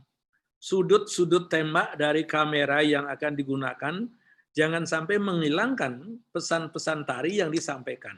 Sebab kalau menggunakan hanya satu kamera dan tidak ditangani secara baik oleh pengguna kamera itu sendiri, maka saya takut justru gambar-gambar yang tampil itu akan justru menghilangkan atau bahkan kalau tidak mengaburkan pesan-pesan tari yang ingin dicapai. Intinya bahwa seni virtual itu harus disiapkan dengan sebaik-baiknya, menggunakan alat perekam yang memadai, dan direkam oleh tenaga yang memang terlatih, yang mengenal betul angle-angle terbaik dari sebuah tarian, agar pesan-pesan yang disampaikan oleh koreografer itu bisa sampai. Tentu satu hal yang ingin saya sampaikan kepada penonton, bahwa ketika menonton pertunjukan secara virtual, mereka hanya bisa melihatnya secara pasif. Mereka tidak bisa berinteraksi dengan betul-betul merasakan suasana pertunjukan itu, karena memang hal itu tidak mungkin akibat dari penggunaan dari teknologi ini. Tetapi cukup baik untuk mengenal variasi dari karya-karya yang dihasilkan oleh para pencipta tari dewasa ini, dan informasi itu sangat penting untuk kita mendapat gambaran bagaimana dinamika kehidupan dari seni tari pada masa sekarang ini. Jadi saya kira seperti itu Bu Kus yang bisa saya sampaikan, mudah-mudahan memuaskan. Terima kasih. Terima kasih, Prof. Betulnya Bu Kus juga berharap, ini harapan beliau, bahwa dengan banyaknya seni virtual, akan banyak muncul juga kritikus tari virtual, sehingga bisa berjalan seimbang jika memungkinkan. Ya, tentu itu akan menjadi menjadi temannya. Ketika sebuah bentuk genre baru muncul, itu akan muncul kritikus-kritikus seperti ini. Tinggal sekarang bagaimana kita mendorong pelatihan-pelatihan terhadap mereka yang kira-kira punya potensi untuk itu. Sebab menjadi kritikus pertunjukan virtual tidak cukup hanya mampu mengkritisi pertunjukan, tetapi juga mengkritisi teknologi virtual yang digunakan. Jadi ada tambahan kemampuan yang dibutuhkan oleh kritikus-kritikus seperti itu. Lanjut Prof, ada pertanyaan juga dari Bapak Iketut Saryade. Pertanyaannya adalah, ada 4 hal penting di sini, tadi jelaskan seni yang mencerdaskan, kemudian ada seni yang menyehatkan, seni mensejahterakan, seni menyenangkan. Mohon dengan pengalaman Pak Prof dalam jagat tari, apa yang masih relevan atau yang sudah hilang dari dunia tari, baik dulu maupun kini, termasuk harapan esok terkait dengan 4 hal di atas. Demikian, Prof. Ya, pertama, seni yang mencerdaskan.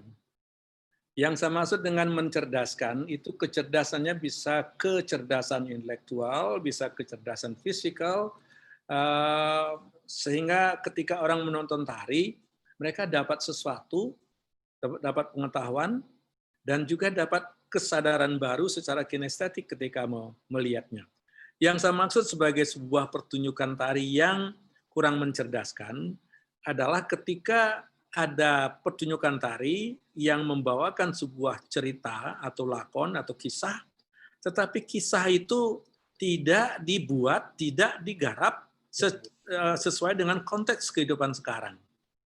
Itu bisa menjadi sesuatu yang tidak mencerdaskan, karena tidak membuat masyarakat yang menonton teringat dengan apa yang terjadi di lingkungannya. Atau yang lebih parah lagi, ketika ada sajian tari yang justru ceritanya itu tidak benar. Sering saya jadikan contoh, sampai saat ini kita masih melihat adanya pertunjukan tari yang memakai lakon yang tidak bersumber pada cerita yang sebenarnya. Salah satu umpamanya cerita Sunda Upasunda. Ini dalam ceritanya, Sunda Upasunda itu digoda bukan ketika mereka bertapa, tetapi ketika mereka berpesta pora. Karena pesannya adalah ketika orang lagi berkonsentrasi penuh, sebesar apapun tantangannya, orang akan bisa melakukan, mengatasi tantangan itu. Tetapi ketika orang kehilangan konsentrasinya, dengan mudah seseorang akan bisa digulingkan. Jadi ketika seorang penggarap tari membuat cerita Sunda Pasunda itu lagi bertapa, lalu digoda, lalu bangun dari tapanya, inilah yang mengaburkan pesannya. Jadi ini salah satu contoh konkret saja bagaimana ke depan para penggarap tari itu bisa satu, kalau ingin menampilkan garapan yang literer, itu diajukan seperti itu, tetapi kalau ingin memproyeksikan cerita yang ditampilkan untuk konteks yang sekarang, maka mereka harus mengupas pesan pokok dari cerita itu atau kisah itu, lalu diproyeksikan kepada persoalan yang ada sekarang. Jadi saya kira itu. Kemudian tentang yang lain yang menyehatkan itu adalah tari-tarian yang bisa diarahkan kepada sebuah pertunjukan tari yang aktivitas tari yang bersifat terapi. Kalau kita melihat kepada pertunjukan kecak umpamanya, itu sebuah pertunjukan tari yang bisa membangun kebugaran jika dilakukan dengan baik. Dari olah nafasnya, dari koordinasi gerakan. Karena gerakan tari itu tidak saja tubuh yang bergerak, tapi juga otak ikut bergerak, mengendalikan gerakan itu. Dan pada waktu bergerak itu, kalau disertai dengan olah nafas yang benar, maka menari itu akan menjadi aktivitas yang menyenangkan, menyegarkan, dan tidak sebaliknya. Kalau orang tidak mengerti bagaimana melakukan olah nafas ketika menari, menari itu sepertinya seperti memperkosa dirinya.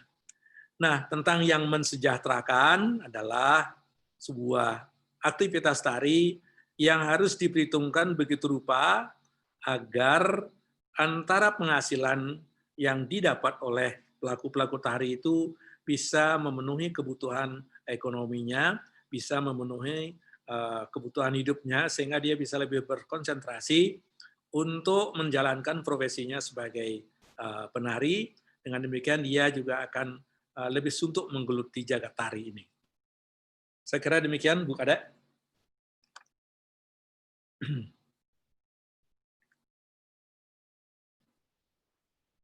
Silakan.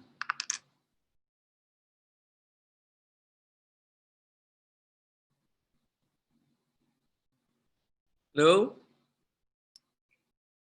Belum ada pertanyaan lagi? Ada, masih ada Bapak. Mas, ada pertanyaan dari Ide Bagus Sudiase. Ya. Ada 2 pertanyaan. Kiat apa yang harus dilakukan oleh seniman tari dalam kondisi COVID-19 sehingga kualitas kepenarian dan hasil karya tetap maksimal? Itu pertanyaan pertama. Kemudian yang kedua, masa kini apakah para seniman yang ada khususnya di Bali dapat dikatakan terpenuhi ekonomi dalam hidupnya? Padahal Bali penyumbang devisa terbesar untuk negara. 3 pertanyaannya. Pertanyaan yang ketiga, bagaimana pendapat Prof sendiri melihat pertunjukan di Bali sekarang yang banyak menampilkan kecacatan manusia dibawa dalam pertunjukan, itu seperti Bondres contohnya. Itu dulu karena pertanyaannya 3 dari Ide Bagus Sudiase, jadi pertanyaan berikutnya nanti menyusul. Tadi Pak Agus Sudiase ini yang saya tahu sangat aktif di dalam dunia tari.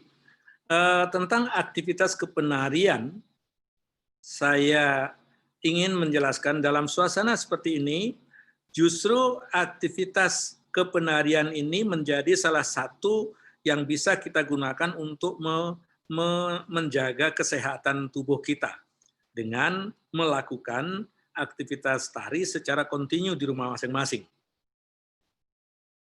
Dengan demikian kita tidak perlu datang ke tempat ke gym untuk olahraga, tetapi cukup menari dengan menggunakan rekaman-rekaman di studio kita masing-masing, sehingga dengan demikian kita akan mendapat 2 keuntungan, yaitu menjaga api dari ekspresi estetik kita lewat gerak kita, dan mendapat kebugaran dari menari itu. Nah, ketika berbicara tentang penciptaan tari, ya memang persoalan yang ada sekarang ini, satu, kita perlu melihat hal-hal yang tidak dibolehkan untuk sekarang. Tetapi yang tidak kalah pentingnya, kita bisa mengambil tema-tema yang terkait dengan kondisi yang ada sekarang. Oleh karena itulah, kalau seorang penari, penata tari bisa memanfaatkan semuanya itu, inilah yang bisa saya sebutkan sebagai karya tari yang mencerdaskan, yang mencerahkan, educating gitu ya. Kalau kebutuhan hidup, Pak Gus, kalau hanya dilihat dari segi pariwisata dan kehidupan seni tari yang terhenti seperti sekarang, memang masa sekarang ini dapat kita katakan masa yang agak spesial, yang agak khusus, di mana para penari tidak bisa lagi melakukan aktivitasnya. Bukan saja untuk pariwisata, tapi juga untuk kepentingan upacara. Karena aktivitas pariwisata dan juga upacara cenderung disederhanakan, sehingga memperkecil ruang bagi para seniman untuk tampil. Nah, tentu di dalam saya melihat banyak penari yang sudah bisa hidup secara baik, walaupun tidak berkelebihan, tapi paling tidak berkecukupan, yang bisa hidup dari hasilnya menari.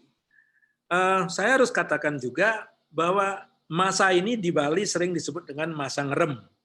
Jadi pergina itu ngerem, tetapi ngeremnya ini terpaksa. Berbeda dengan ngerem di masa lalu, karena cuaca, alam. Di masa lalu, musim hujan, penari ngerem, tetapi mereka tidak pasif. Mereka biasanya melakukan pengisian diri, membaca lontar, membuat lakon-lakon baru, membuat lelucon-lelucon baru, untuk nanti ditampilkan setelah masa ngerem itu berakhir. Nah, yang satu ini memang sudah lama menjadi kegalauan saya juga. Dengan adanya tari-tarian, pertunjukan tari, drama tari, yang mengedepankan atau banyak mengeksploitasi kecacatan manusia. Contoh tadi Bondres. Nah, memang banyak yang mengatakan, memang Bondres ini harus seperti ini, tapi menurut saya tidak. Bondres itu tidak selamanya harus memperlihatkan kecacatan, tetapi yang paling penting itu adalah kelucuan. Karena saya mengenal ada pemain-pemain Bondres yang alami tanpa merubah wajah mukanya, seperti umpamanya ada Pak Retug, ada Pak Teduh, dan banyak lagi yang lain, yang tampilnya seperti mukanya biasa. Kita mengenal dia, ini adalah Retug, inilah Teduh. Tapi yang membuat kita tertawa bukan mukanya yang jelek, yang cacat, tetapi aksi-aksi spontannya di panggung, dan juga termasuk aksi-aksi konyolnya.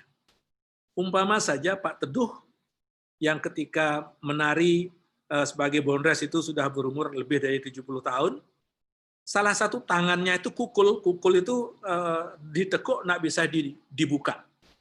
Ketika dia menari oleng, lalu terjadilah suatu kejadian yang di luar dugaan penonton. Itu oncer oleng itu mekilit di limane, di tangannya, dan ini menjadi bahan ketawaan. Atau Retug di Bondres calon narang itu datang membawa tas plastik kecil berisi teh. Tapi dia katakan ini air kencing liak yang jarang berendam gitu. Setelah di-share dengan teman-temannya, dia bilang, loh ini kok air kencingnya kayak teh. Dia jawab, betul-betul, iya ini memang teh. Jadi nyeleneh-nyeleneh seperti ini yang membuat kita tertawa. Nah tentu di zaman sekarang diperlukan lagi lawakan-lawakan yang lebih cerdas, yang lebih bisa mencerminkan suasana sekarang. Dan saya setuju kalau bisa, betapa idealnya kita mengurangi penampilan kecacatan manusia di dalam pertunjukan, seolah-olah kita menjadikan kecacatan manusia sebagai bahan tertawaan. Di zaman sekarang ini persoalan yang sungguh sensitif, Oleh karena itu, mungkin lewat media ini juga saya ingin menyampaikan betapa mulianya kita, para pemain, para penari, untuk bisa mengurangi hal-hal seperti ini, sehingga penampilan kita di panggung tidak sampai menyinggung perasaan mereka yang merasa dirinya tidak normal. Jadi saya kira begitu, Pak Gus.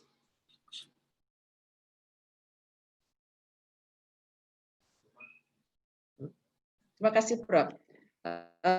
Selanjutnya masih ada pertanyaan dari UNES, Ibu Eni Kusumastuti. Pertanyaannya adalah, bagaimana strategi kemasan bentuk pertunjukan seni tradisi di masa pandemi ini? Mungkin saya langsung saja 2 pertanyaannya, Prof, biar lebih cepat. Nanti ada pertanyaan juga dari Bu Rucina Balinger mungkin. Pertanyaannya adalah, banyak anak sedang belajar tarian di YouTube. Bagaimana nanti anak ini bisa langsung belajar di tempat tiada guru untuk mengenal taksu? Itu pertanyaannya, karena kan mereka belajar di YouTube. Bagaimana nanti anak-anak ini bisa mengerti mengenai taksu? Kemudian yang kedua, bagaimana kita bisa mempertahankan kesakralan dari tari Bali? Memang UNESCO sudah mengadakan pengakuan 9 macam tarian yang sakral, tapi masih ada yang dituriskan, seperti barong di Batu Bulan. Dan yang terakhir dari Bu Rucina, nilai dari tari Bali yang mana yang harus dipertahankan untuk masa depan? Demikian, Prof, dari 2 penanya. Silakan, Prof. Oke. Dari Bu Ani Kusmayati. Begini, Bu, tentang kemasan pertunjukan tradisi, saya kira dengan melihat kondisi yang sekarang ini, atau paling tidak untuk masa pandemi ini, kita terbentur kepada persoalan jumlah pelaku dan juga bentuk-bentuk gerak yang kita miliki di dalam tari tradisi itu. Dari jumlah, bagaimana kita bisa mengurangi jumlah pelaku tanpa harus mengorbankan konsep estetik dari sebuah pertunjukan tari. Mengapa perlu dikurangi? Karena kita akan terpaksa melakukan pengambilan jarak di panggung dan juga menghindari terjadinya kontak fisik yang terlalu dekat antara satu dengan yang lain. Ini artinya kemasan seni pertunjukan tradisi ini harus dimodifikasi sesuai dengan kondisi yang ada. Seperti umpamanya saya pernah jadikan contoh di Bali, kecak itu selama ini orang beranggapan bahwa kecak itu harus dengan jumlah besar. 100, 150, atau lebih dari itu. Tapi dari pengalaman saya, sesungguhnya kalau ingin menampilkan orkestrasi suara yang bersih dan jelas, pertunjukan kecak itu bisa dimainkan hanya dengan 12 orang atau 11 orang bahkan. Memang kesan magis dari pertunjukan ini dengan banyak orang itu akan berbeda dengan kalau dipertunjukkan dengan jumlah kecil. Tetapi secara musikal, terutama dari kejernihan ritmenya, saya kira pertunjukan dengan jumlah kecil ini bisa disajikan bagaimana pola-pola pukulan suara kecak yang biasa dilakukan di dalam pertunjukan kecak. Kemudian, untuk memberikan kesan besar, grandness dari pertunjukan itu, saya kira kemasan yang ideal ke depan ini adalah mengkombinasikan antara pertunjukan live dengan virtual. Jadi yang live itu mungkin satu adegan atau bagian kecil dari pertunjukan yang ada, namun ditayangkan pula video rekaman dari pertunjukan yang lengkap, yang utuh, sehingga dengan begitu penonton bisa melihat dua-duanya. Mereka bisa mengalami apa yang sedang dipertunjukkan, mereka juga bisa melihat apa yang biasanya terjadi dalam kondisi-kondisi normal. Jadi saya kira dengan begitu akan tercover yang ada sekarang dan juga apa yang telah terjadi biasanya sebelum masa pandemi ini. Bu Rucina, ini tentang anak-anak yang belajar di YouTube. Saya kira belajar di YouTube itu bisa saja misalnya sebagai sebuah awal perkenalan terhadap sebuah tarian. Sebagai pemicu sebuah ketertarikan terhadap pelajaran tari itu bisa dilakukan di YouTube. Tetapi seperti yang saya katakan tadi, rekaman seperti itu hanya bisa memberikan bentuk visual dari sebuah tarian. Mereka tidak akan bisa melihat atau merasakan pertunjukan yang utuh dengan rasa kedalaman yang lengkap. Nah, ini juga terkait dengan taksu. Karena di dalam pertunjukan di layar virtual, itu seringkali kita ada kendala untuk menangkap kekuatan energi dari penampilnya. Oleh karena itu perlu diimbangi dengan melihat langsung pertunjukan atau datang ke guru-guru yang dianggap memiliki taksu. Ketika itu terjadi, maka anak murid ini akan bisa langsung merasakan getaran kekuatan energi taksu dari guru yang mengajarnya. Nah, lalu bagaimana menjaga kesakralan dari tari Bali? Nah, khusus untuk barong, sepengetahuan saya, ini ada dua hal sebetulnya yang menempel di pertunjukan barong ini. Barong yang sakral, itu adalah barongnya, bukan pertunjukannya. Ya.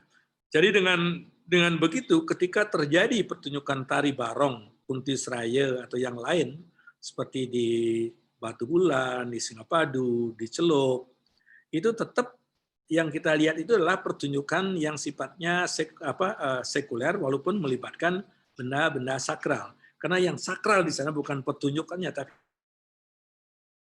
khusus untuk daerah-daerah tertentu di Bali, bahwa ada pertunjukan sekuler yang tetap mempergunakan media-media atau medium yang sakral, karena bagi masyarakat melibatkan benda-benda sakral seperti itu adalah satu cara untuk mempertahankan taksu pertunjukan. Jadi ada getaran energi luar biasa yang dirasakan oleh mereka yang terlibat dalam pertunjukan itu untuk menjadi sebuah sajian yang metaksu. Nah, ini tentang nilai tari Bali yang mana yang bisa ditampilkan atau dipertahankan ke depan. Yang pertama, saya ingin mengingatkan bahwa di dalam tari Bali itu kaitan dari Satyam Siwam Sundaram itu menjadi satu dasar.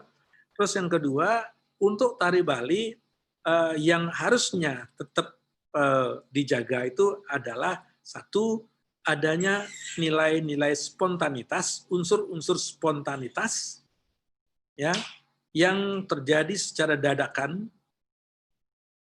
yang menunjukkan kemampuan kreativitas dari seorang penari atau seniman. Dengan kejadian ini, maka kita akan bisa mendapatkan sesuatu yang selalu segar, karena penarinya tidak melakukan hal yang berulang-ulang. Dia selalu akan melakukan sesuatu secara spontan berdasarkan rangsangan dia terima dari lingkungannya, termasuk juga dari penonton. Nah, hal lain saya kira yang juga penting adalah mempertahankan bagaimana artikulasi dari gerakan khas Bali yang melibatkan seluruh tubuh, tidak saja terfokus pada satu bagian, tetapi juga keseluruhan tubuh. Ketika orang nyeledet, jadi bukan matanya saya yang bergerak, tenaga yang badan yang lain tidak melakukan dukungan, tapi secara keseluruhan melakukan itu. Nah, satu lagi, Bu Rucina, ketika ingin mempertahankan nilai tari Bali ke depan, apa yang menyebabkan tarian Bali ini sebuah tarian yang bernilai etnis Bali adalah rasa kebaliannya itu, di mana ada keterkaitan antara gamelan, lalu ada koordinasi antara gerak dengan ekspresi muka yang menjadi salah satu cirinya. Itu harus tetap karena apa? Ekspresi dari tari Bali itu tidak saja dalam tubuh, tapi juga termasuk ke muka si penari. Saya kira ini yang perlu dijadikan bahan yang harus kita pertahankan ke depan. Mudah-mudahan begitu, Bu Ruzina. Silakan lagi. Masih ada, Prof. Ada pertanyaan dari Pak Nyoman Sukerno. Ya, pertanyaannya adalah terkait dengan tuntutan hidup yang sangat tergantung kepada teknologi, bagaimana dengan keberlangsungan kehidupan seni, utamanya tari, yang sangat lekat dengan tradisi masyarakat pendukungnya. Itu dari Pak Nyoman Sukerno.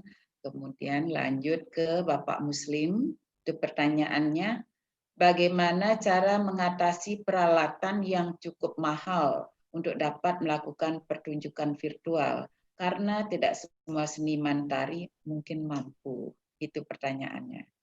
Sederhana. Itu dua dulu, Prof. Nanti masih ada pertanyaan lagi.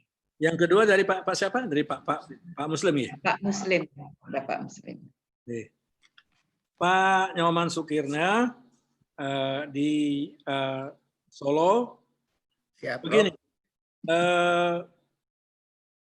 keberlangsungan hidup tari, terutama tradisi yang lekat dengan lingkungannya, untuk di zaman sekarang ini, mungkin tadi sudah saya juga sebutkan,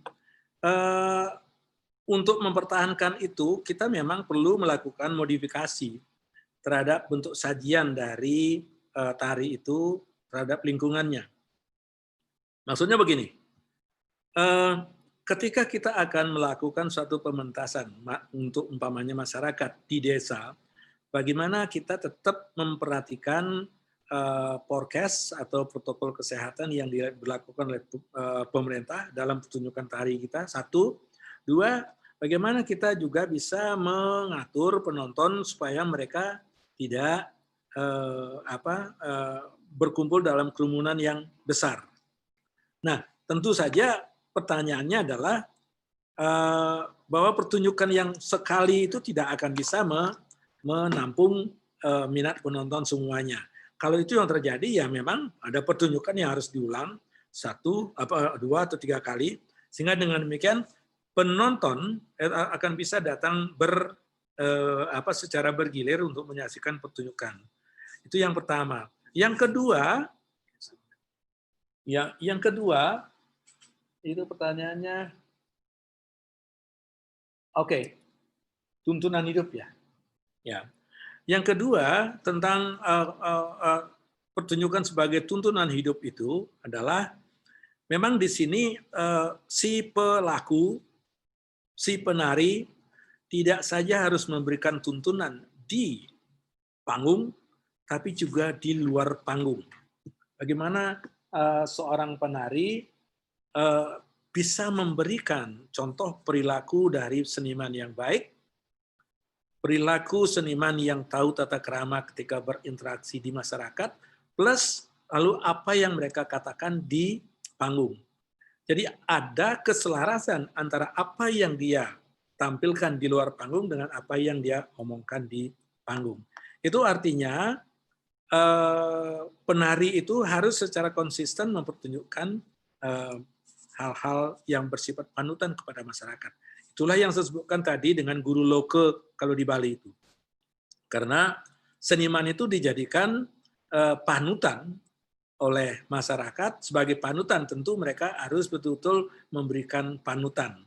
Jadi hal-hal yang melanggar etika, perbuatan-perbuatan yang tidak baik di panggung, seperti bergerak yang cabul dan aneh-aneh di panggung, itu mungkin perlu dipertimbangkan, walaupun itu menjadi sumber ketawaan, tetapi pertunjukan itu tidak selamanya untuk membuat orang tertawa, tetapi juga membuat orang teringat akan nilai-nilai yang harus dipedomani di dalam menjalankan hidupnya.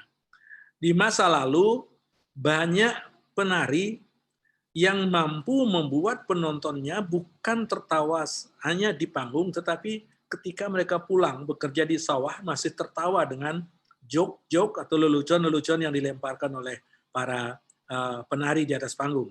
Nah, kualitas seperti ini perlu kita jadikan bahan renungan agar kita tidak memaksa penonton untuk tertawa di atas panggung atau melihat di atas panggung, tapi betul-betul bisa membuat tertawa dirinya ketika melihat hal-hal yang tidak baik dalam menjalankan hidupnya. Lalu Pak Muslim mengenai bagaimana mengakali, mensiasati peralatan yang mahal. Karena memang dalam kenyataannya penari atau orang tari tidak mampu mengadakan atau memiliki alat-alat yang seperti itu. Salah satu yang bisa saya sarankan adalah berkolaborasi.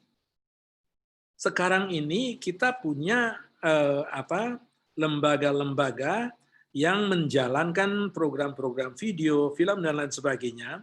Kalau kita bisa membuat sebuah produksi dengan berkolaborasi dengan mereka, jadi Pak Muslim dengan teman-teman menyiapkan materi tarinya, orang-orang film atau orang-orang video menyiapkan teknologi perekamannya, sehingga itu akan menjadi hasil kolaborasi antara orang tari dengan orang video atau orang film. Nah, ini salah satu yang bisa kita lakukan. Yang lain adalah ya kita urunan, sekelompok orang mengeluarkan dana secara urunan, lalu membeli alat untuk digunakan bersama. Hanya persoalan yang kedua ini, peralatan teknologi canggih seperti ini semakin banyak tangannya, biasanya rusaknya semakin cepat. Saya lebih cenderung mengusulkan supaya dilakukan kolaborasi dengan mereka yang memang membidangi bidang-bidang perlengkapan teknologi modern ini. Tentu yang paling aman adalah pemerintah setempat yang punya cukup biaya atau dana bisa memayungi kreativitas para penari untuk melakukan olahan-olahan tari yang siap untuk ditayangkan secara virtual dengan menggunakan teknologi maju, sehingga dengan demikian kualitas tayangannya bisa dijamin. Jadi ada beberapa sesungguhnya yang bisa kita lakukan, tetapi yang paling saya sukai adalah yang melakukan kolaborasi. Karena apa? Dengan kolaborasi itu, baik orang tari maupun orang video, orang film, itu akan bisa saling mengisi kebutuhan dari sebuah pementasan. Sebab kalau hanya sepenuhnya mengandalkan dukungan dari pemerintah, itu kurang menantang karena tidak ada interaksi di dalam menghasilkan sebuah garapan. Jadi demikian Pak Muslim. Lanjut Prof. Pertanyaan dari IKJ, itu Anak Agung Panji. Pertanyaannya adalah, media sosial sangat sulit dikontrol. Demikian juga seni yang ditampilkan media sosial juga tidak ada kontrol, apalagi ini bisa dilihat oleh orang secara luas. Bagaimana dengan seni tari Bali yang banyak meramaikan medsos? Apakah pemerintah bisa dan lembaga seni bisa membuat lembaga lembaga sensor mungkin maksudnya untuk menjaga keluhuran nilai budaya kita? Tentunya yang bagus juga banyak dan harus dilanjutkan. Berarti apakah mungkin kan pemerintah bisa membuat lembaga sensor? Selanjutnya ada pertanyaan dari YouTube, itu dari Ida Ayu Prayitna, Unhi. Bagaimana kiat agar nilai estetika Hindu, Siwam Satyam Sundaram, tetap terjaga dalam perjalanan kesenian tari kini dan esok? Itu dulu, Prof. Masih ada pertanyaan lain. Oke. Agung Panji, tentang banyaknya sajian tari, khususnya tari Bali, yang masuk di medsos, yang kemudian dipirsa oleh banyak orang di seluruh dunia. Nah, persoalannya bahwa banyak di antara karya itu yang menampilkan hal-hal yang tidak sepatutnya. Nah, ini ada dua hal sebetulnya. Selain pemerintah, sensor pertama itu justru ada di masyarakat sesungguhnya, khususnya di kalangan penari itu sendiri. Kalau mereka bisa melakukan semacam seleksi secara internal untuk memilih mana yang pantas untuk ditampilkan, mana yang tidak pantas untuk ditampilkan, maka akan berkurang tampilan-tampilan tari di medsos yang semakin semarak belakangan ini. Salah satu contohnya, beberapa waktu yang lalu saya mengadakan dialog sebelum masa pandemik COVID-19 ini. Saya melakukan dialog seni di GEOK yang berkaitan dengan pelecehan tari Bali. Pelecehan itu dilakukan dalam bentuk sajian acara spontanitas, tetapi acara spontanitas itu tidak dilakukan secara benar, bahkan cenderung dilakukan dengan menjelek-jelekkan tarian itu. Oleh sebab itu, maka inilah yang menunjukkan image yang kurang baik terhadap sebuah tarian yang seharusnya dilakukan oleh penari yang baik, karena tari sebagai sebuah garapan memerlukan ungkapan gerak yang bagus, tapi tiba-tiba ditampilkan oleh orang-orang yang bukan penari dengan bentuk tubuh yang tidak pantas untuk tarian seperti itu, dan dijadikan bahan ketawaan. Saya merasa sangat sedih melihat kondisi yang seperti ini, karena itu artinya melecehkan karya orang, karya seorang seniman kreator seni yang dengan susah payah menghasilkan karya itu. Nah, kalau sensor ini ada pada kelompok penari itu, mereka akan berpikir, oh ini jangan dibeginikan tarian ini. Ya, jangan dibeginikan karena ini akan bisa merusak citra tari itu sendiri dan citra kesenian Bali. Kalau itu bisa ada, maka sensor pertama itu sudah akan meredam atau mengurangi munculnya sajian-sajian tari yang tidak pada tempatnya, yang tidak pantas di medsos. Yang kedua, memang idealnya pemerintah daerah secara aktif mengawasi adanya sajian-sajian seperti ini, karena persoalan sajian tari itu sampai sekarang masih tetap memerlukan adanya pengawasan. Seperti di zaman jayanya Listibia di Bali, bahwa pertunjukan turis itu diawasi oleh Listibia dengan memberikan sertifikasi berupa Pramana Patram Budaya. Jadi yang pantas untuk tampil adalah yang memiliki Pramana Patram Budaya. Yang tidak boleh tampil. Itu sebagai salah satu bentuk sensor. Nah, tentu yang ketiga adalah dari medsos itu sendiri, apakah itu Telkomsel dan lain sebagainya, juga perlu membangun sistem yang seperti itu supaya acara-acara tarian Indonesia yang ditampilkan secara mendunia itu jangan sampai merusak wajah dari seni pertunjukan Indonesia. Ida Yuprayitna tentang bagaimana mempertahankan unsur-unsur Satyam Siwam Sundaram dalam sajian tari Bali. Saya kira ini satu pertanyaan yang bisa kita jadikan bahan renungan semuanya, bahwa memang sekarang ini ada kecenderungan sajian tari kita itu hanya menampilkan atau mengutamakan sajian Sundaram, keindahan dalam arti luas. Ya. Satyam dan Siwamnya cenderung diabaikan. Contohnya tari joget bumbung. Ya. Joget bumbung yang pada awalnya adalah tari pergaulan, social dance, yang punya etika, yang punya batas-batas tertentu, itu belakangan sudah dieksploitasi seperti itu, sehingga sebagai hiburan dia mungkin menarik, Sundaramnya ada, tapi nilai Satyam dan Siwamnya yang tidak ada. Nah, inilah yang menjadi satu pertanyaan kita ke depan, siapa yang akan bisa mengawasi hal seperti itu, kecuali si penarinya sendiri yang memasang sensornya sendiri. Ya. Berita yang kita lihat sekarang ini yang lagi ramai adalah persoalan kejujuran.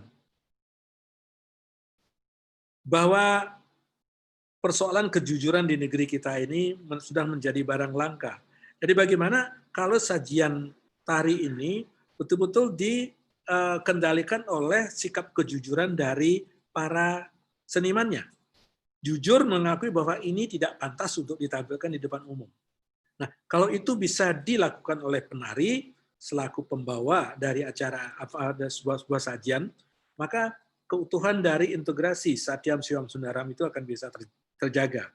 Tidak hanya mengutamakan nilai Sundaramnya, tapi melanggar yang duanya. Bagi saya itu sebuah bentuk pertunjukan yang sudah mengingkari adanya integrasi dari Satyam Siwam Sundaram ini. Ya, silakan Bu Kada. Terima kasih, Prof. Masih ada pertanyaan, sebetulnya masih banyak sekali pertanyaan. Sekarang ini saya sampaikan bahwa ini pertanyaan yang terakhir, yang lainnya nanti akan kita diskusikan setelah ini.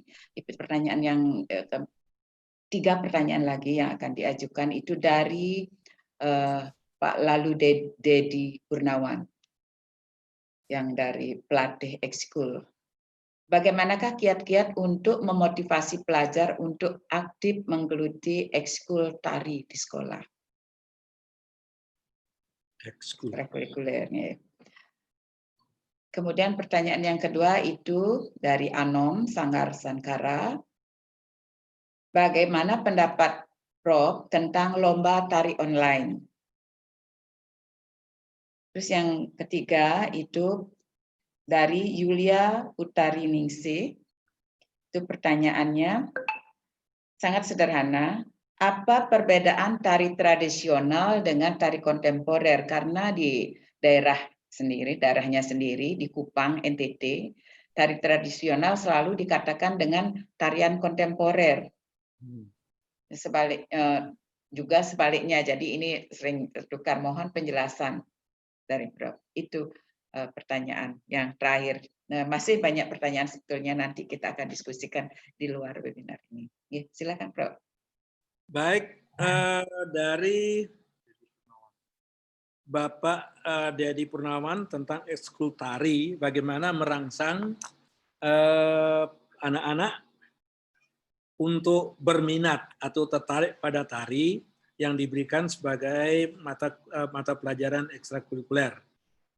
Nah, menurut saya yang pertama, untuk menarik minat mereka, berikan mereka satu aktivitas menari yang membuat mereka senang, yang membuat mereka tidak terbebani oleh hal-hal yang terlalu sulit. Umpama saja kalau saya melihat di dalam tradisi Bali, bagaimana kita memilih materi tari yang gampang dipelajari oleh anak-anak, sehingga mereka tertarik untuk menari. Nah, setelah mereka tertarik, baru kita pilih mana yang memang sudah berbakat dan betul-betul tertarik, berikan materi yang lebih sulit, sehingga dengan demikian mereka akan betul-betul menjadikan tari itu sebagai suatu aktivitas yang serius. Sebab kalau belum apa-apa, mereka sudah diberikan materi tari yang terlalu sulit, saya takut mereka akan jadi jerah, mereka tidak tertarik karena sudah membayangkan kesulitan dari melakukan gerakan-gerakan seperti itu. Nah, oleh karena itu, pintar-pintarlah Bapak atau guru tari yang Bapak gunakan untuk memilih materi tari yang sekiranya itu bisa menarik perhatian anak-anak, sekaligus bisa memberikan bekal pengalaman fisik yang bisa menjadikan dasar tari dari sebuah tarian etnis yang Bapak berikan. Di Bali banyak sanggar tari menggunakan tari Puspanjali umpamanya. Dan saya kira ini satu tarian yang sangat banyak mengikat, menarik minat anak-anak untuk belajar menari, terutama yang yang wanita, yang perempuan. Sedangkan tari Wirayuda di Bali itu untuk yang laki-laki. Jadi gerakannya sederhana, tetapi cukup memberikan dasar-dasar sikap tubuh dan juga paling tidak membuat mereka tertarik bahwa menari itu ternyata menyenangkan. Ini yang perlu kita bangun. Setelah itu baru nanti kita berikan pendalaman-pendalaman teknik-teknik yang lebih serius untuk mereka yang memang betul-betul menjadikan tari mungkin sebagai profesi mereka nanti. Anom, tentang lomba tari online, ya ini bukan persoalan like and dislike ya, tapi kita harus tempatkan lomba tari online ini dalam porsinya. Dalam kondisi yang sekarang, ini memang sebuah jalan keluar yang paling baik. Ini memang satu solusi yang paling baik untuk menjalankan aktivitas lomba seperti itu. Persoalan yang perlu kita catat di sini, bahwa ketika ada lomba tari online seperti ini, ada hal-hal yang hilang. Karena apa? Keterbatasan dari teknologi itu sendiri yang tidak memungkinkan menampilkan energi tari secara utuh. Secara visual kita bisa melihatnya, tetapi secara ungkapan emosional seringkali itu hilang. Belum lagi adanya hambatan teknik perekaman dari peserta yang menyebabkan ada angle-angle tari, ada sudut-sudut tari yang hilang, yang menyebabkan pesan-pesan tari tidak sampai secara utuh. Nah, jadi kalau kita ingin mendapat kualitas seperti itu, tentu harus ada tindakan lain. Umpama saja tingkat penyisihan dilakukan online, lalu finalnya pemilihan yang terbaik itu bisa dilakukan secara live dengan tetap memperhatikan forecast yang berlaku sekarang. Jadi saya kira kalau itu yang terjadi, maka kita akan aman. Untuk mencari yang kualitas terbaik, kita lakukan seleksi secara live.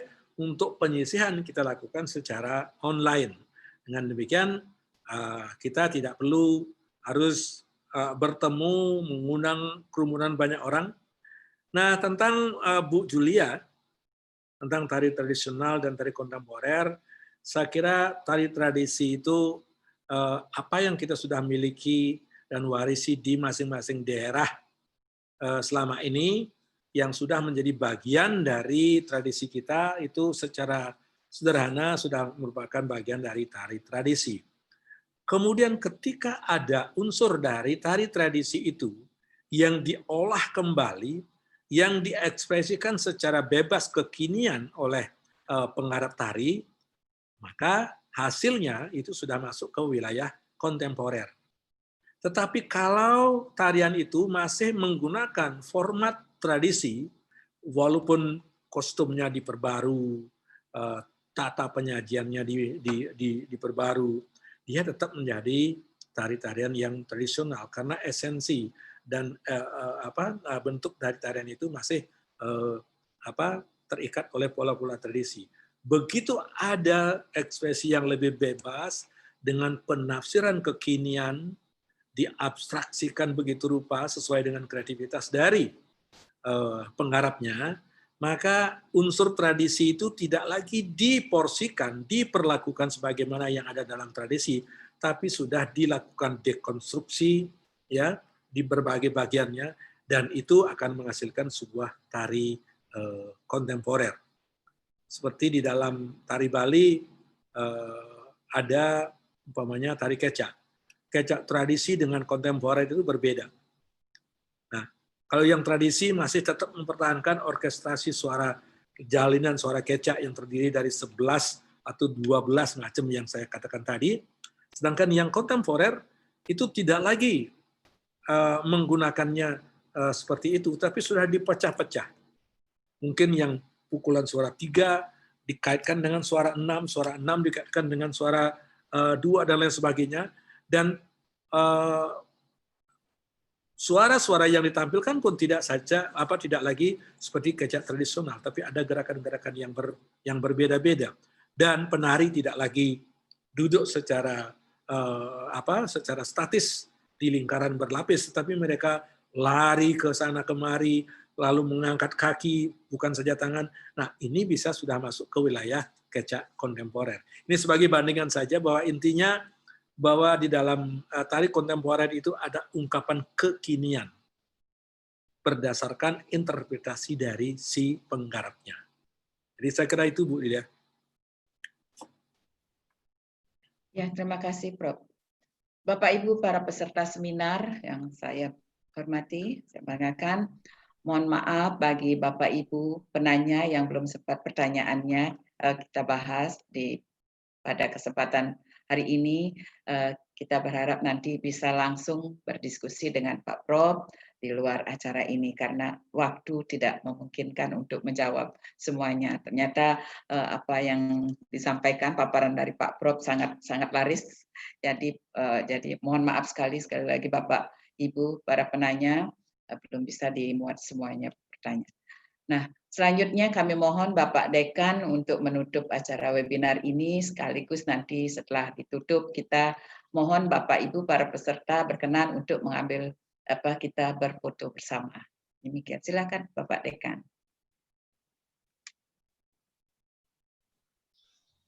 Baik, terima kasih Ibu Kadek Dr. Kadek Arsiniwati selaku moderator. Yang saya hormati Bapak Rektor ISI dan Pasar yang sudah meninggalkan karena beliau ada acara. Yang saya hormati juga Bapak Prof. Dr. Wayan Dibie, STMA selaku narasumber pada pagi dan siang hari ini. Yang saya hormati juga Dr. Ibu Kadek Arsini yang telah memandu acara dengan sangat baik. Kemudian yang saya hormati juga Ibu Kaprodi Tari yang telah menginisiasi dari kegiatan webinar ini. Dan tentunya yang saya hormati juga para tim kreatif dari penyelenggara webinar ini yang telah mempersiapkan dengan baik. Dan juga para hadirin peserta webinar dari seluruh Indonesia yang saya hormati dan saya banggakan. Om Swastiastu. Assalamualaikum warahmatullahi wabarakatuh. Salam sejahtera. Salam nama budaya. Pada pagi hari ini sampai siang hari ini kita telah mendengarkan beberapa statement dari para narasumber, terutama dari Prof. Wayan Dibie yang telah memberikan pencerahan pada kita semua. Walaupun pembahasan utama dari beliau berfokus pada hal-hal yang menyangkut tentang pertunjukan tari, pelatihan tari, dan juga kehidupan penari, namun dari diskusi yang berkembang ini tentunya sangat menarik dan justru menimbulkan wacana-wacana yang perlu menjadi pemikiran kita ke depan. Nah, hal yang menarik juga yang perlu disampaikan adalah bagaimana nanti pertunjukan tari ke depan, terutama bisa menjadikan panutan ya, panutan seniman harus memiliki integritas disampaikan oleh Prof. Dibie. Nah, kemudian di dalam pelatihan tari, utamanya di dalam pendidikan tari oleh Prodi Tari sendiri, ini menjadi tantangan kita ke depan, bagaimana juga bisa memfasilitasi atau membangun program melalui pembangunan konstruksi kurikulum yang bisa mengadopsi ya pemikiran-pemikiran dari gaya hidup milenial sebagai tantangan agar lulusan kita ke depan mampu bersaing sesuai dengan perkembangan dan situasi zaman.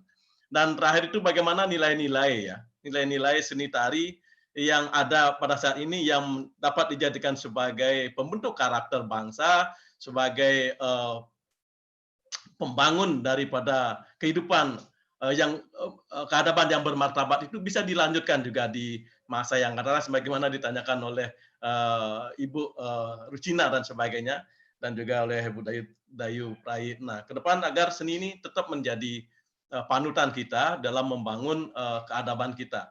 Nah, tentunya juga seni adalah mampu memberikan kehidupan kita lebih segar.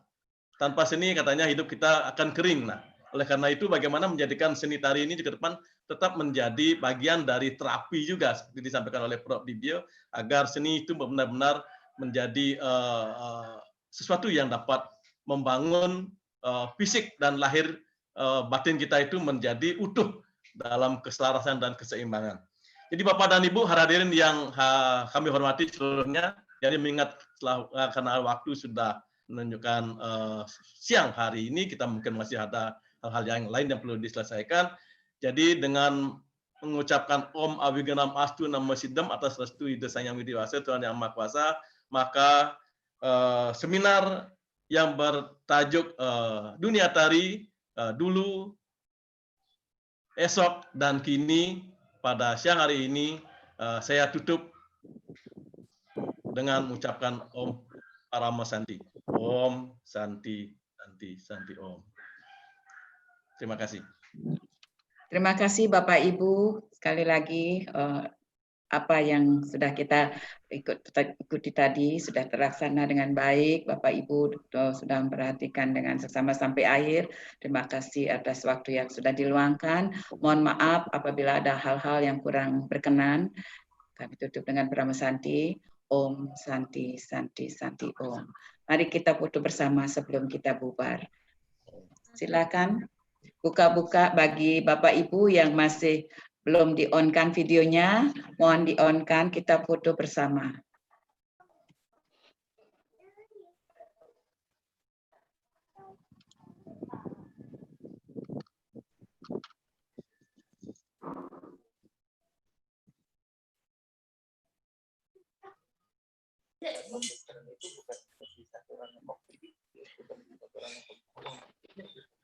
Selanjutnya acara bebas Bapak Ibu.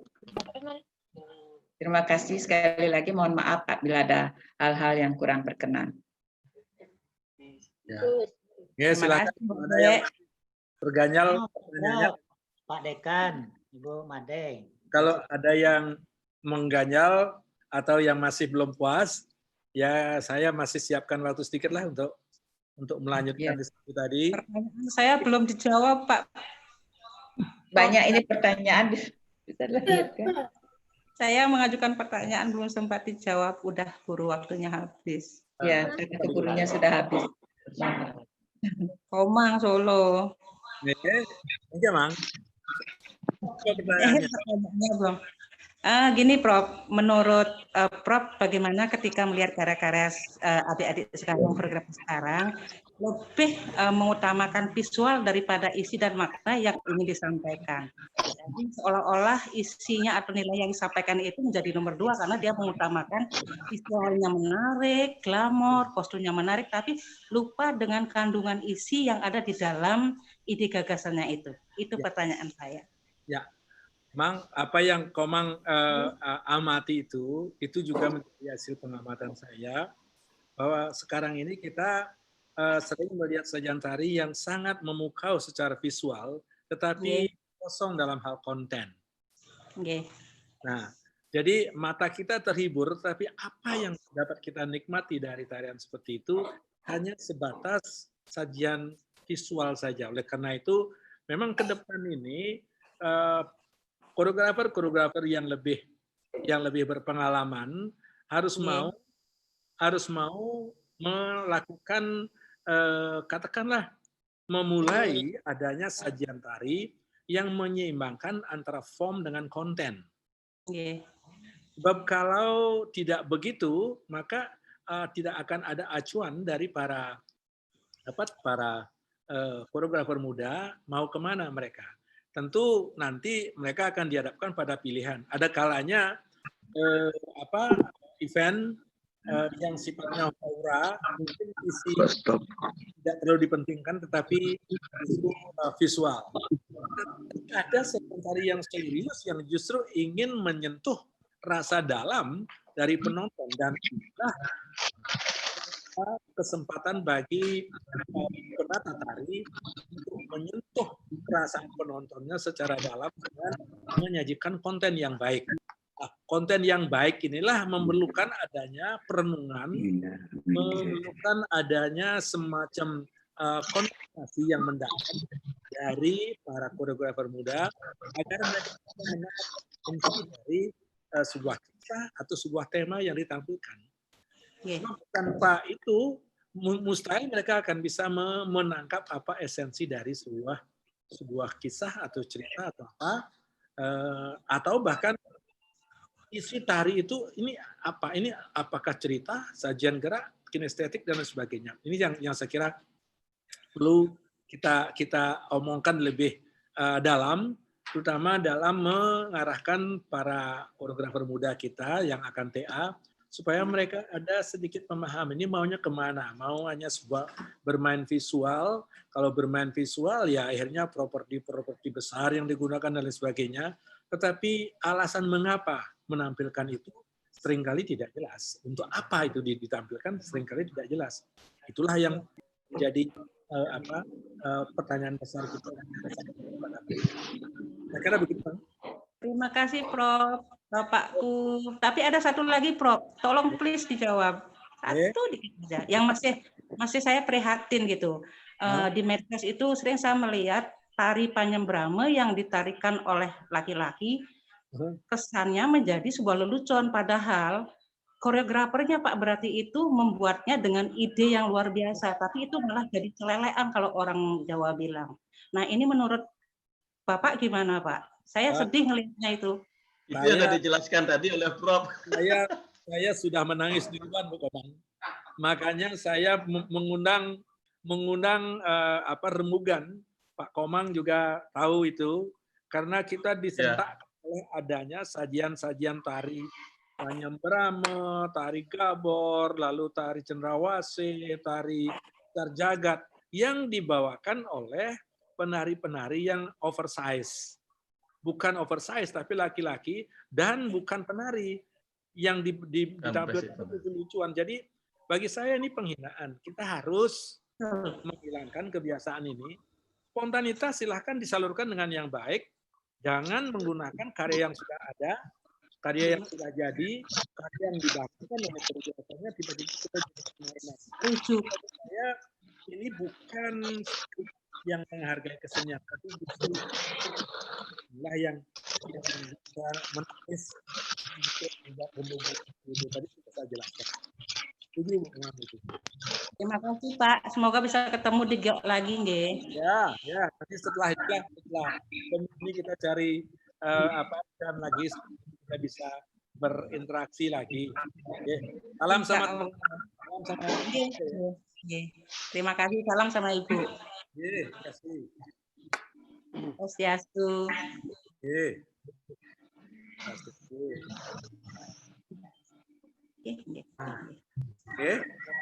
Oke, Pak.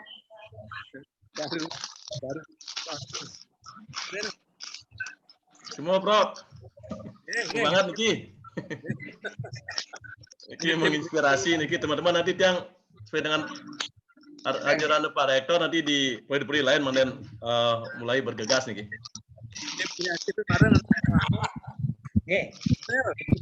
Semua Prof. Pak Dekan. Salam semuanya nggih. Rayu. Semuanya.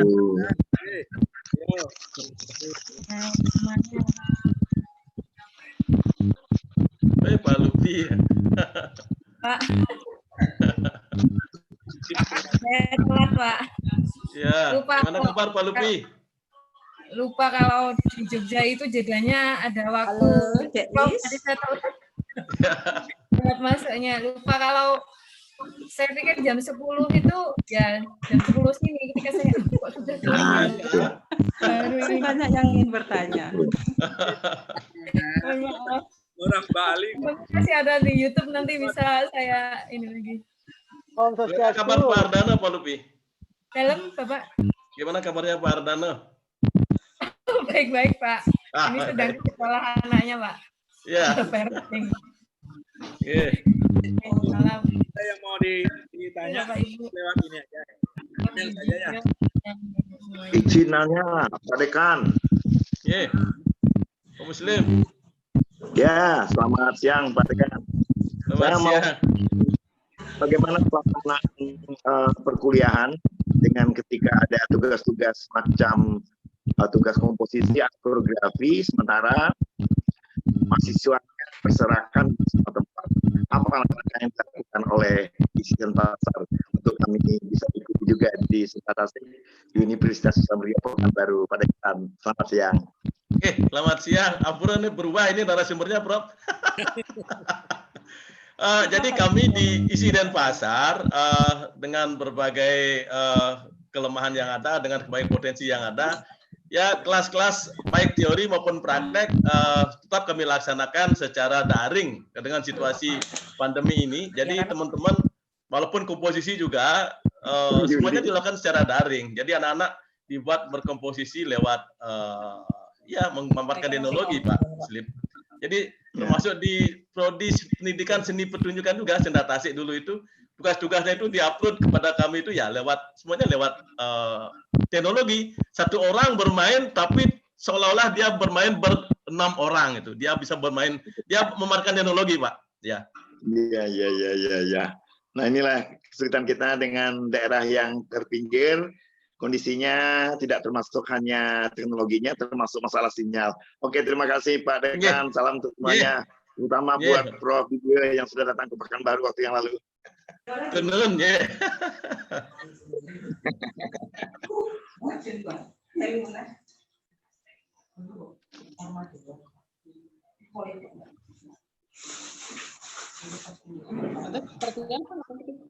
Bu, soran jadi mungkin kamu nggak bisa tugas kelompok kan nggak bisa awalkan sekitar aja, Bu.